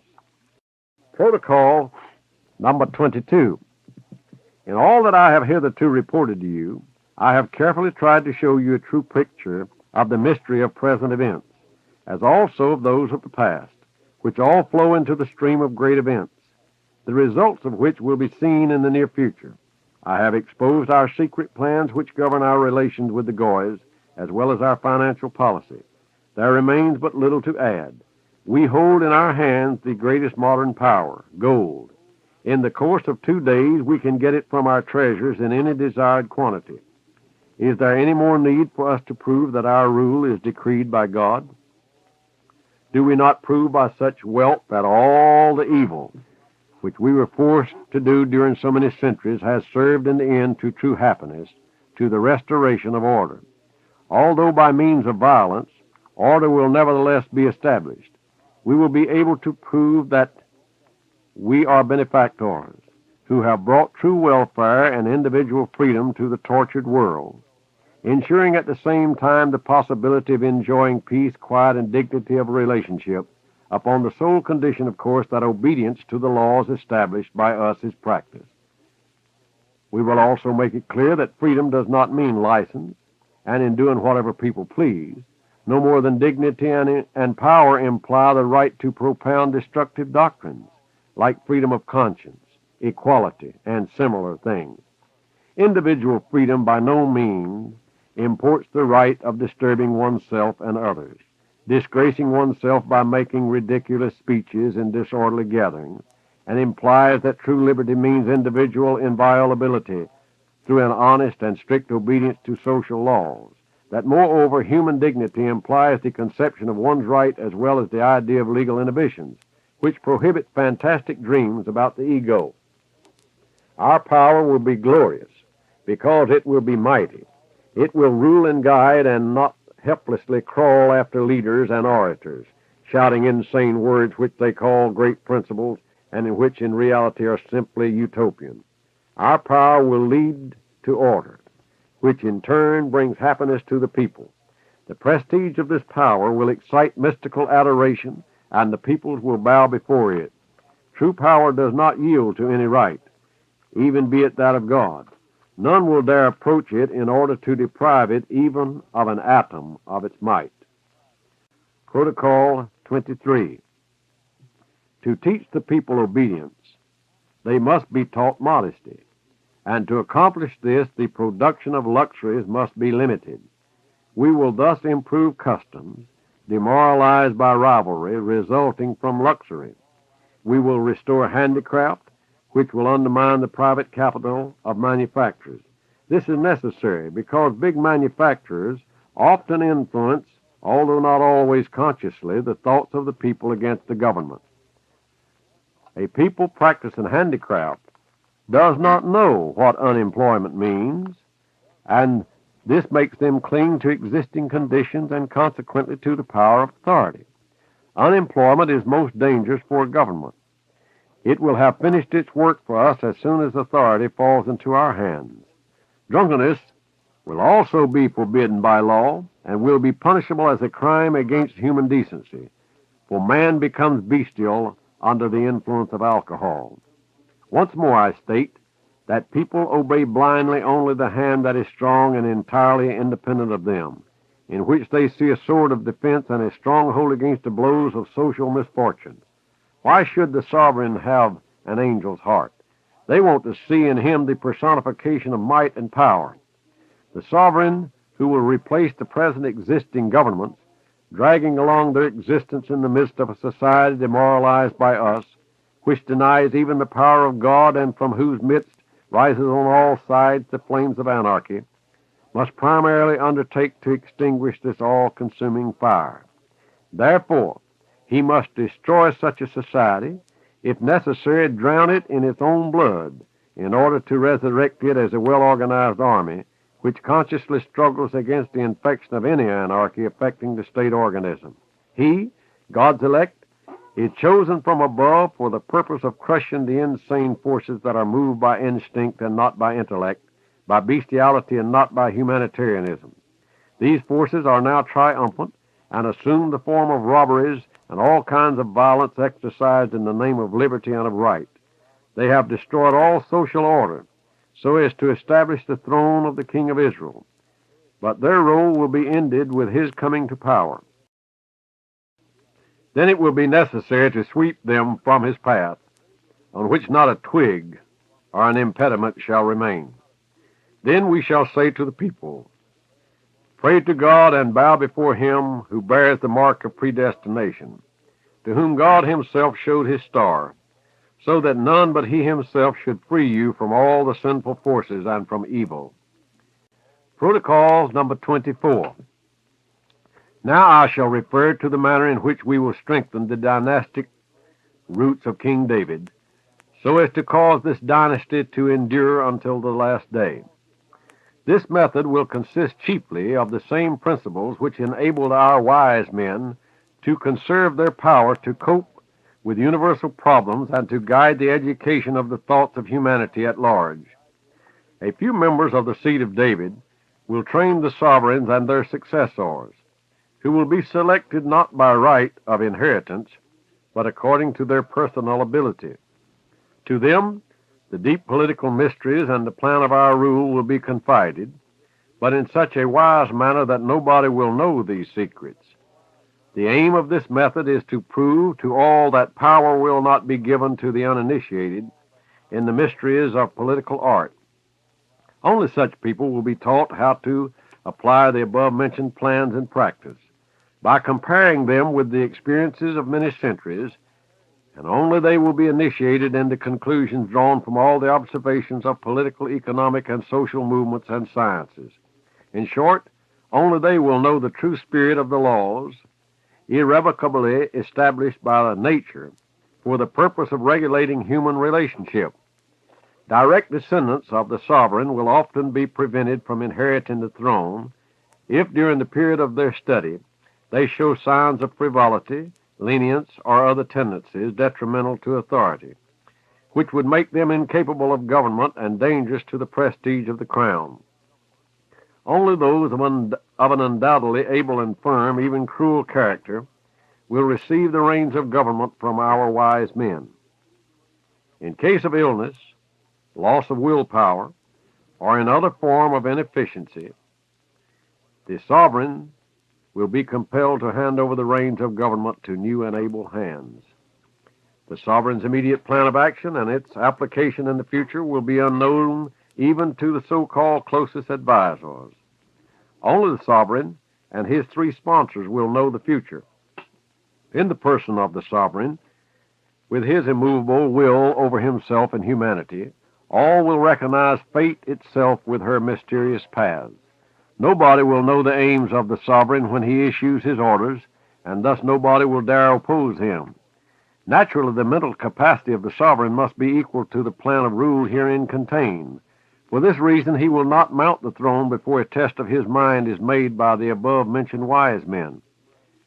To make people know and love their sovereign, it is necessary that he should address the people in public places, thus establishing harmony between the two forces now separated from each other by mutual terror. This terror was necessary for us until the time came to make both forces fall under our influence. The king of Israel must not be influenced by his passions, especially by sensuality. No particular element of his nature must have the upper hand and rule over his mind. Sensuality, more than anything else, upsets mental ability and clearness of vision by deflecting thought to the worst and most bestial side of human nature. The pillar of the universe in the person of the world ruler, sprung from the sacred seed of David, must sacrifice all personal desires for the benefit of his people. Our sovereign must be irreproachable. This is the end of the reading of the protocols. The following is a commentary by Dr. George T. Stallings, the narrator for this tape. You have just finished listening to the protocols of the learned elders of Zion, published and translated by Small Maynard and Company, publishers of Boston, Massachusetts, in 1920. We want in this addendum to point out the fact that the truth of the so-called protocol lies not in the external evidence that is abundant, but with the evidence within the protocols themselves. We want in this addendum to introduce to you some external evidence that weighs very heavily upon this plot for world conquest. Truly, it is nothing other than the devil's Bible. Mordecai Ham, the great evangelist, spoke often quoting from the protocols and termed it himself the devil's Bible. In the Jewish World of March 15th, 1923, there appeared this statement, quote, "Fundamentally, Judaism is anti-Christian," end quote. Then in the Jewish Chronicle of April the 4th, 1919, this statement, quote, "There is much in the fact of Bolshevism itself, in the fact that so many Jews are Bolshevists, in the fact that the ideals of Bolshevism at many points are consonant with the finest ideals of Judaism," end quote. The protocols were first translated into the English by Victor E. Marsden, who was a Russian correspondent of the English Morning Post. He translated this from the Russian text, and a copy of it is in the British Museum. It was published by the Britain Publishing Society in London, England. In the preface to this translation, Victor E. Marsden writes, "The author of this translation of the famous protocols was himself a victim of the Revolution. He had lived for many years in Russia and was married to a Russian lady. Among his other activities in Russia, he had been for a number of years Russian correspondent of the Morning Post, a position which he occupied when the revolution broke out, and his vivid descriptions of events in Russia will still be in the recollection of many of the readers of that journal. Naturally, he was singled out for the anger of the Soviet. On the day that Captain Cromie was murdered by Jews, Victor Marsden was arrested and thrown into the Peter Paul prison, expecting every day to have his name called out for execution. This, however, he escaped, and eventually he was allowed to return to England, very much of a wreck in bodily health. However, he recovered under treatment, and the devoted care of his wife and friends brought him back to health. One of the first things he undertook as soon as he was able was this translation of the protocols. Mr. Marsden was eminently well qualified for the work. His intimate acquaintance with Russia, Russian life, and the Russian language on the one hand, and his mastery of a terse literary English style on the other, placed him in a position of advantage which few others could claim. The consequence is that we have in his version an eminently readable work, and though the subject matter is somewhat formless, Mr. Marsden's literary touch reveals the thread running through the 24 protocols. The summary placed at the head of each is Mr. Marsden's own, and will be found very useful in acquiring a comprehensive view of its scope. It may be said with truth that this work was carried out at the cost of Mr. Marsden's own life's blood. He told the author of this preface that he could not stand more than an hour at a time of his work on it in the British Museum, as the diabolical spirit of the matter which he was obliged to turn into English made him positively ill.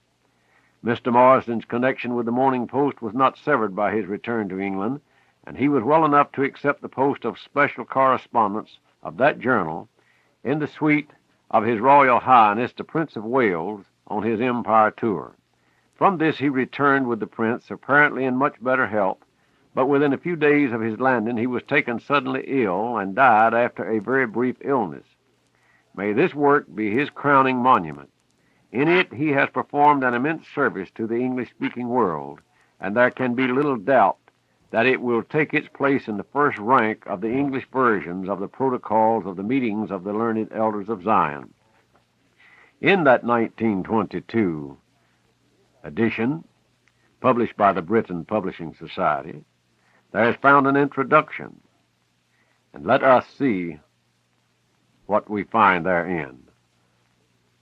Of the protocols themselves, little need be said in the way of introduction. The book in which they are embodied was published by Sarge Nihilus in Russia in 1905. A copy of this is in the British Museum, bearing the date of its reception, August the 10th, 1906. All copies that were known to exist in Russia were destroyed in the Kerensky regime, and under his successors, the possession of a copy by anyone in Soviet land was crime sufficient to ensure the owner's being shot on sight. The fact is in itself sufficient proof of the genuineness of the protocols. The Jewish journals, of course, say that they are a forgery, leaving it to be understood that Professor Nihilus, who embodied them in a work of his own, had concocted them for his own purposes. Mr. Henry Ford, in an interview published in the New World, February the 17th, 1921, put the case for nihilists tersely and convincingly thus, quote, "The only statement I care to make about the protocols is that they fit in with what is going on. They are 16 years old, and they have fitted the world situation up to this time. They fit it now," end quote. Indeed, they do. The word protocol signifies a precise gummed on to the front of a document, a draft of a document, minutes of proceedings. In this instance, protocol means minutes of the proceedings of the meetings of the learned elders of Zion. These protocols give the substance of addresses delivered to the innermost circle of the rulers of Zion. They reveal the concerted plan of the action of the Jewish nation, developed through the ages and edited by the elders themselves up to date. Parts and summaries of the plan have been published from time to time during the centuries as the secrets of the elders have leaked out. The claim of the Jews that the protocols are forgeries is in itself an admission of their genuineness, for they never attempt to answer the facts corresponding to the threats which the protocols contain, and indeed the correspondence between prophecy and fulfillment is too glaring to be set aside or obscured. This the Jews well know and therefore evade. The presumption is strong that the protocols were issued or reissued at the First Zionist Congress held in Basel in 1897 under the presidency of the father of modern Zionism, the late Theodore Herzl. There has been recently published a volume of Herzl's diaries, a translation of some passages of which appeared in the Jewish Chronicle of July the 14th, 1922. Herzl gives an account of his first visit to England in 1895 and his conversation with Colonel Goldsmith, a Jew brought up as a Christian, an officer of the English army, and at heart a Jew nationalist all the time. Goldsmith suggested to Herzl that the best way of expropriating the English aristocracy and so destroying their power to protect the people of England against Jew domination was to put excessive taxes on the land. Herzl thought this an excellent idea, and it is now to be found definitely embodied in Protocol 6. The above extract from Herzl's diary is an extremely significant bit of evidence bearing on the existence of the Jew world plot and authenticity of the protocols. But any reader of intelligence will be able from his own knowledge of recent history and from his own experience to confirm the genuineness of every line of them. And it is in the light of this living comment that all readers are invited to study Mr. Marsden's translation of this terrible, inhuman document. And there is another very significant circumstance. The present successor of Herzl, as leader of the Zionist movement, Dr. Wiseman, quoted one of these sayings at the send-off banquet given to Chief Rabbi Hertz on October the 6th, 1920. The Chief Rabbi was on the point of leaving for his Empire Tour, a sort of Jewish answer to the Empire Tour of His Royal Highness, the Prince of Wales. And this is the saying of the sages which Dr. Wiseman quoted, quote, "A beneficent protection which God has instituted in the life of the Jew is that he has dispersed him all over the world," end quote. That's quoted from the Jewish Guardian, October the 8th, 1920. Now compare this with the last clause, but one of Protocol 11.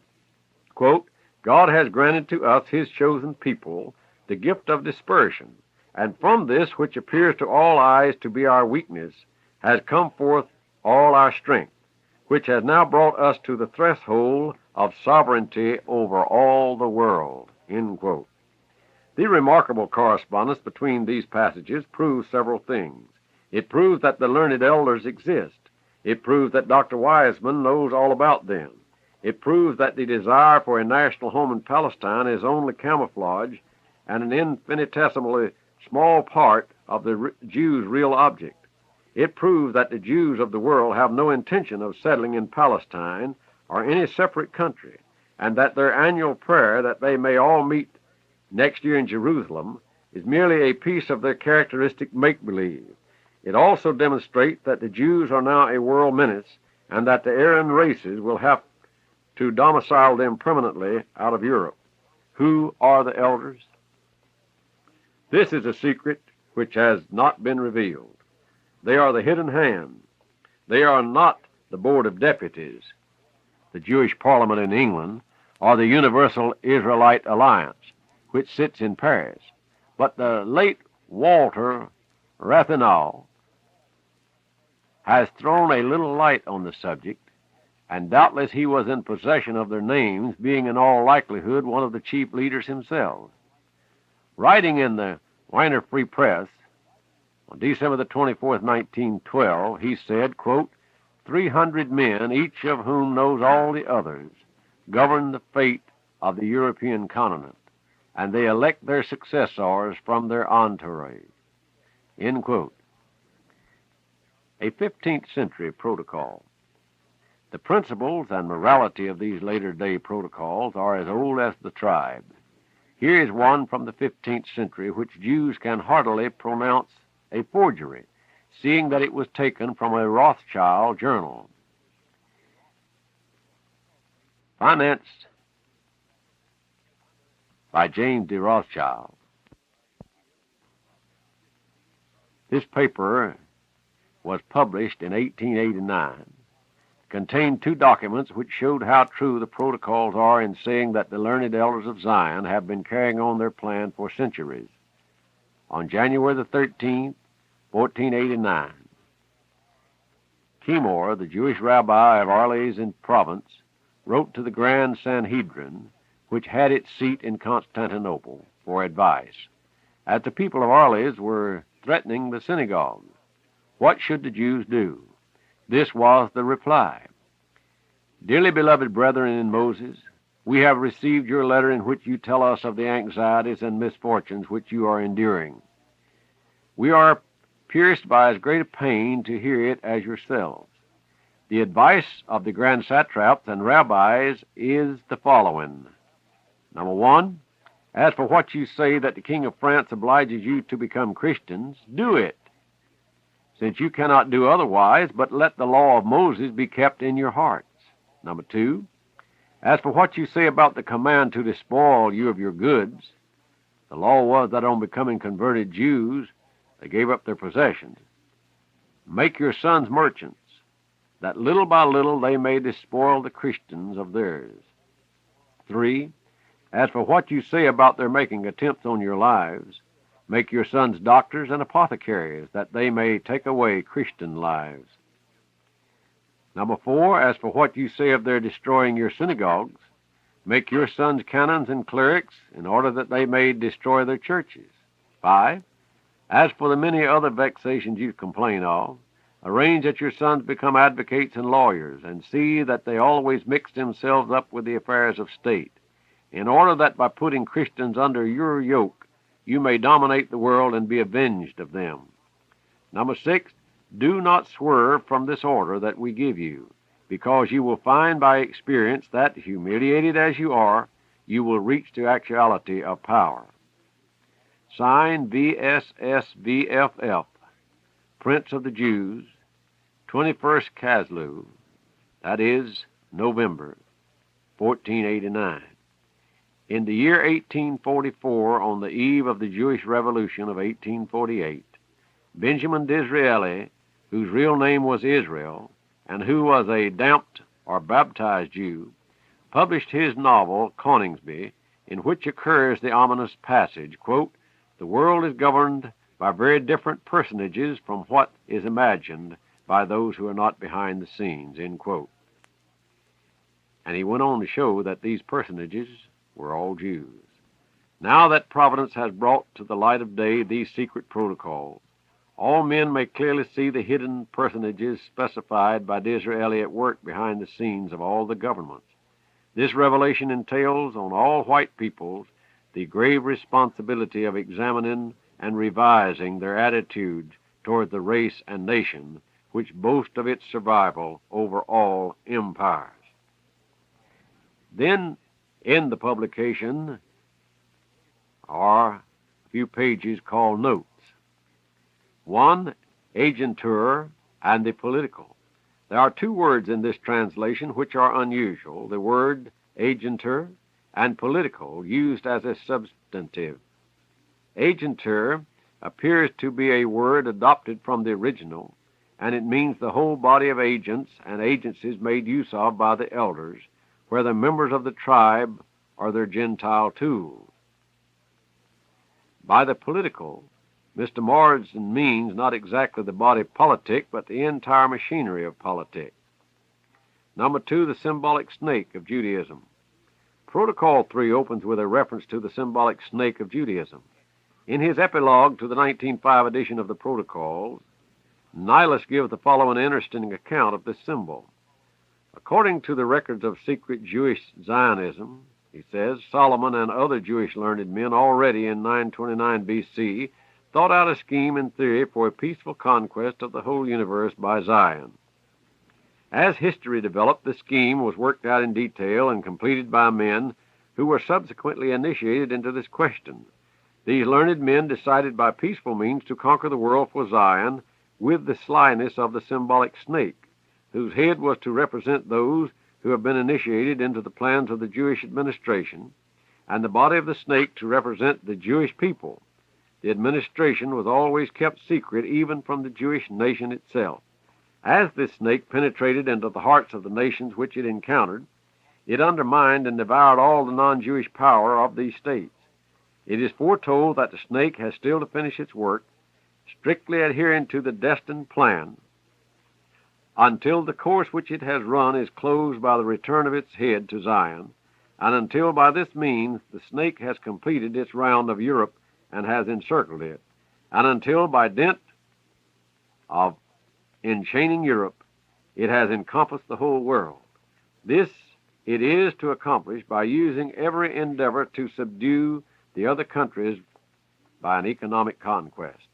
The return of the head of the snake to Zion can only be accomplished after the power of all the sovereigns of Europe has been laid low, that is to say, when by means of economic crises and wholesale destruction effected everywhere, there shall have been brought about a spiritual demoralization and a moral corruption, chiefly with the assistance of Jewish women masquerading as French, Italians, etc. These are the surest spreaders of licentiousness into the lives of the leading men at the head of nations. A map, of course, of the symbolic snake is shown as follows. Its first stage of Europe was in 429 B.C. in Greece, where about the time of Pericles the snake first started eating into the power of that country. Second stage was in Rome in the time of Augustus, about 69 B.C. The third in Madrid in the time of Charles V in A.D. 1552. The fourth in Paris about 1790 in the time of Louis XVI. The fifth in London from 1814 onward after the downfall of Napoleon. The sixth in Berlin in 1871 after the Franco-Prussian War. The seventh in St. Petersburg, over which is drawn the head of the snake under the date of 1881. All these states which the snake traversed have had the foundations of their constitutions shaken. Germany, with its apparent power, forming no exception to the rule. In economic conditions, England and Germany are spared, but only till the conquest of Russia is accomplished by the snake, on which at present, that is 1905, all its efforts are concentrated. The further course of the snake is not shown on this map, but arrows indicate its next movement towards Moscow, Kiev, and Odessa. And I might stop here as I read from the Protocols from Marsden's own writings to think back for just a moment that in 1905, as Marsden wrote, he was able to see ahead the conquest of Russia and the building of the Jewish Soviet Union in 1917 forward. Now let's go back and read further. It is now well known to us to what extent the latter cities form the centers of the militant Jewish race. Constantinople is shown as the last stage of the snake's course before it reaches Jerusalem. This map was drawn years before the occurrence of the Young Turk, that is, the Jewish revolution in Turkey. Number 3, the term Goyim, G-O-Y-I-M, meaning Gentiles or non-Jews, is used throughout the Protocols and is retained by Mr. Marsden. If you have not read the Protocols, and you cannot obtain a copy of the small Maynard edition, it is my suggestion to you that you obtain a copy of the Protocols as translated by Victor Marsden. They are available. The tape of which you have just heard is a copy verbatim from the Protocols as published by Small Maynard and Company. I have in my possession the only copy extant of these Protocols. We have, of course, distributed written copies, but our supply has been exhausted, and there is much in these Protocols that one does not find in the Marsden's translation, because when Small Maynard and Company translated in 1920 the Protocols, they included part of the Overman Committee report of the United States Senate in 1920. Startling information is therein, period. The enemies of the church and those who claim that the Protocols are forgeries also deny that there is such a thing as the Overman Committee report. Senator Overman was a senator from the state of North Carolina, living just above Salisbury.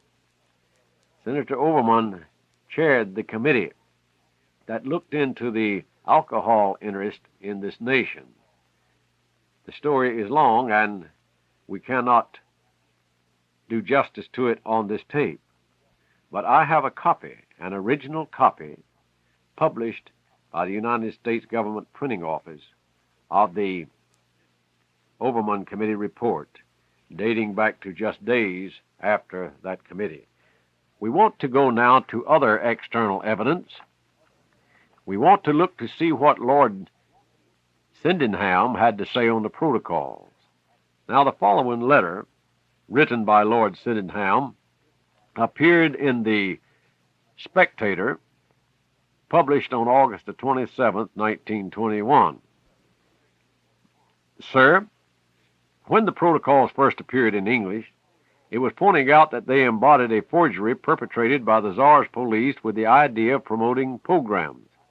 It now appears that they are adapted from a pamphlet of 1865 attacking the Second Empire. This is most interesting, but it explains nothing. As you point out, Mrs. Webster had shown the Protocols to be full of plagiarism, which she effectively explained by the use of parallel columns, and before her most able book appeared, Mr. Lucian Wolfe had traced other similarities. As the Protocols were obviously a compilation, this was to be expected, and further resemblances may be discovered. The importance of the most sinister compilation that has ever appeared resides in the subject matter. The Protocols explain in almost laborious detail the objects of Bolshevism and the methods of carrying it into effect. Those methods were in operation in 1901 when Nihilus said that he received the documents, but Bolshevism was then Marxian communism, and the time had not come for applying it by military force. Nothing that was written in 1865 can have any bearing upon the deadly accuracy of the forecast in the Protocols, most of which have since been fulfilled to the letter. Moreover, the principles that enunciate correspond closely with the recorded statements of Jewish authorities. If you will read the American edition, with its valuable annexes, you will understand this, and the confirmatory quotations there given can be multiplied. Even the Jewish word despotism, which you described as a piece of malignant lunacy, is not obscurely hinted at. Take this one quotation from the Jewish State by Theodore Herzl, quote, "When we sink, we become a revolutionary proletariat, the subordinate officers of the Revolutionary Party. When we rise, there rises also our terrible power of the purse," end quote. Compare this ominous statement with those of the Protocols, of which it is plainly an echo. I note with thankfulness that you say that the discovery of the French pamphlet does not clear up the whole mystery. Indeed, it does not, and if you will carefully read Mr. Ford's amazing disclosures, you will wish for more light. The main point is, of course, the source from which Nihilus obtained the protocols. The Russians who knew Nihilus and his writings cannot all have been exterminated by the Bolsheviks. His book, in which the protocols only form one chapter, has not been translated, though it would give some idea of the man. He was, I have been told by a Russian lady, absolutely incapable either of writing any portion of the protocols or of being a party to a fraud. What is the most striking characteristic of the protocols? The answer is knowledge of a rare kind, embracing the widest field. The solution of the mystery, if it is one, is to be found by ascertaining where this uncanny knowledge, of which prophecies now literally fulfilled are based, can be shown to reside. I am, sir, Sydenham. Then, addendums to the book, startling new documents. The manifesto of Adolphe Crémeau, addressed to the National of Jewry on the occasion of the founding of the Universal Israelite Alliance. This has been pronounced a forgery and something much less committal, especially written for Gentile consumption, has been produced as the real thing. The unfortunate part of the business is that the forgery corresponds infinitely more closely with the facts of history than that which is claimed to be genuine. It proclaims three incontrovertible truths. One, that the Jewish nation is the enemy of all nations. Two, that Jews claim that they are a people chosen to dominate the whole earth and take possession of the riches of all peoples. Three, that the power of all nations is already in their hands, and that Jews think they are on the eve of their complete conquest of the rest of the human race. The date of this protocol number 2 of our series is 1860. A protocol of 1860. We take this protocol from the Morning Post of September the 6th, 1920. The Morning Post is, of course, the British newspaper. Quote, a correspondent, writing in reference to the hidden pearls, draws attention to a manifesto issued in 1860 to the Jews of the universe by Adolphe Crémeau, the founder of the Alliance Israelite Universal, and the well-known member of the Provisional Government of 1871. Adolphe Crémeau, while Grand Master of the French Masonic Lodges, offered 1,000,000 francs for the head of William I of Germany. On his tomb he requested the following sole inscription to be inscribed, quote, here lies Adolphe Crémeau, the founder of the Alliance Israelite Universal, end quote. Here now is the manifesto. Emblem, on top the tables of Moses, a little lower, two extended hands clasping each other, and as basis of the whole, the globe of the earth. Motto, all Jews for one, and one for all. The union which we desire to found will not be a French, English, Irish, or German union, but a Jewish one, a universal one. Other peoples and races are divided into nationalities. We alone have not co-citizens, but exclusively co-religionaries. A Jew will under no circumstances become the friend of a Christian or a Moslem before the moment arises when the light of the Jewish faith, the only religion of reason, will shine all over the world. Scattered amongst other nations, who from time immemorial were hostile to our rights and interests, we desire primarily to be and to remain immutably Jews. Our nationality is the religion of our fathers, and we recognize no other nationality. We are living in foreign lands and cannot trouble about the mutable ambitions of countries entirely alien to us, while our own moral and material problems are endangered. The Jewish teaching must cover the whole earth. Israelites, no matter where fates should lead, though scattered over all the earth, you must always consider yourselves members of a chosen race. If you realize that the faith of your forefathers is your only patriotism, if you recognize that notwithstanding the nationalities you have embraced, you always remain and everywhere form one and only nation, if you believe that Jewry only is the one and only religious and political truth, if you are convinced of this, you Israelites of the universe, then come and give ear to our appeal and prove to us your consent. Our cause is great and holy, and its success is guaranteed. Catholicism, our immemorial enemy, is lying in the dust, mortally wounded in the head. The net which Israel is throwing over the globe of the earth is widening and spreading daily, and the momentous prophecies of their holy books are at last to be realized. The time is near when Jerusalem will become the house of prayer for all nations and peoples, and the banner of Jewish monodeity will be unfurled and hoisted on the most distant shores. Let us avail ourselves of all circumstances. Our might is immense. Learn to adopt this might for our cause. What have you to be afraid of? The day is not distant when all the riches and treasures of the earth will become the property of the children of Israel. End quote. More than 60 years have elapsed since this protocol was written, and the riches of the earth are now almost entirely in the possession or under the control of the children of Israel. The Torah, said the Jew poet Heine, is the Jews' portable fatherland. Hermos says practically the same thing. Quote, the faith of our fathers is our only patriotism, end quote. The Jew regards all non-Jews as foreigners, and he is an alien everywhere.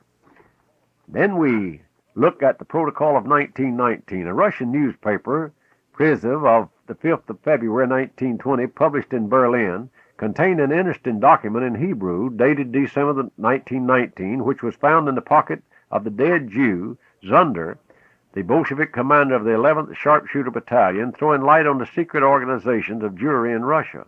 This protocol has, like the first, never been called into question by the nation of Jewry. It reveals identically the same plans and purposes of the Jews for world domination and revenge which pervade them all. This one especially gloats over the Jews' conquest and enslavement of Russia. In extenso, it ran as follows. Secret. To the representatives of all the branches of the Israelite International League, sons of Israel, the hour of our ultimate victory is near. We stand on the threshold of the command of the world. That which we could only dream of before us is about now to be realized. Only quite recently, feeble and powerless, we can now, thanks to the world's catastrophe, raise our head with pride. We must, however, be careful. It can surely be prophesied that after we have marched over ruined and broken altars and thrones, we shall advance further on the same indicated path. The authority of the to us alien religions and doctrines of faith we have, through very successful propaganda, subjected to a merciless criticism and mockery. We have brought the culture, civilization, traditions, and thrones of the Christian nations to stagger.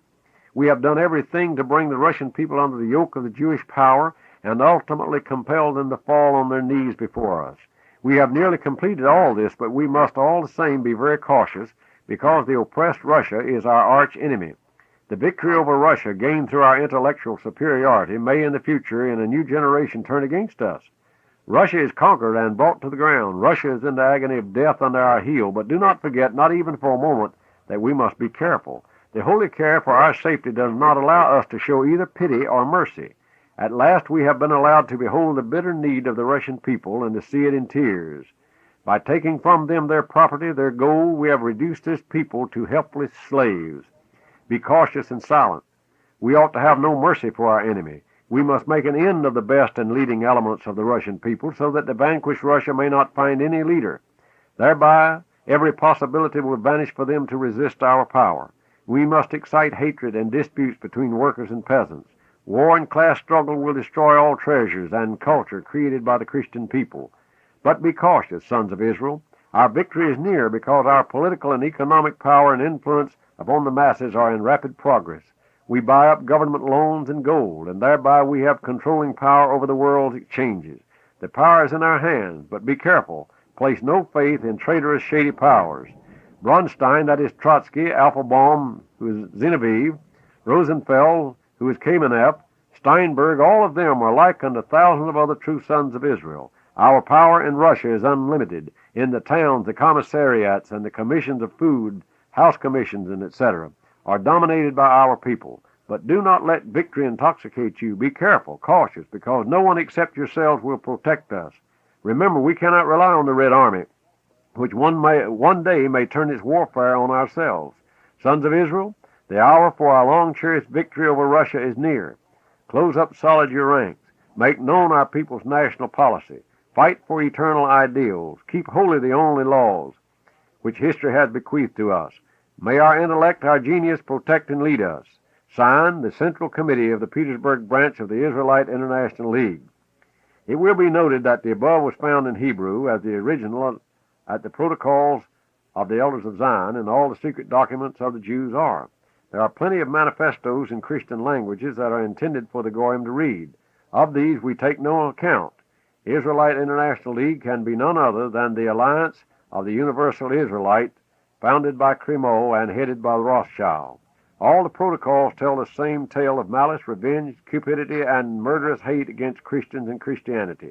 Judaism is Satanism, and no amount of ritual and Kabbalistic camouflage can hide this fact. I want to read one statement for you, made by Norman Yox, Member of Parliament in the Canadian House of Commons on July the 9th, 1943. Quote, "Those who feel liable by the protocols have the most obvious remedy in the world. All they have to do is to rise and denounce the policy of them instead of denying the authorship. But when you come to read them, how can any reasonable man deny the truth of what is contained in them?" End quote.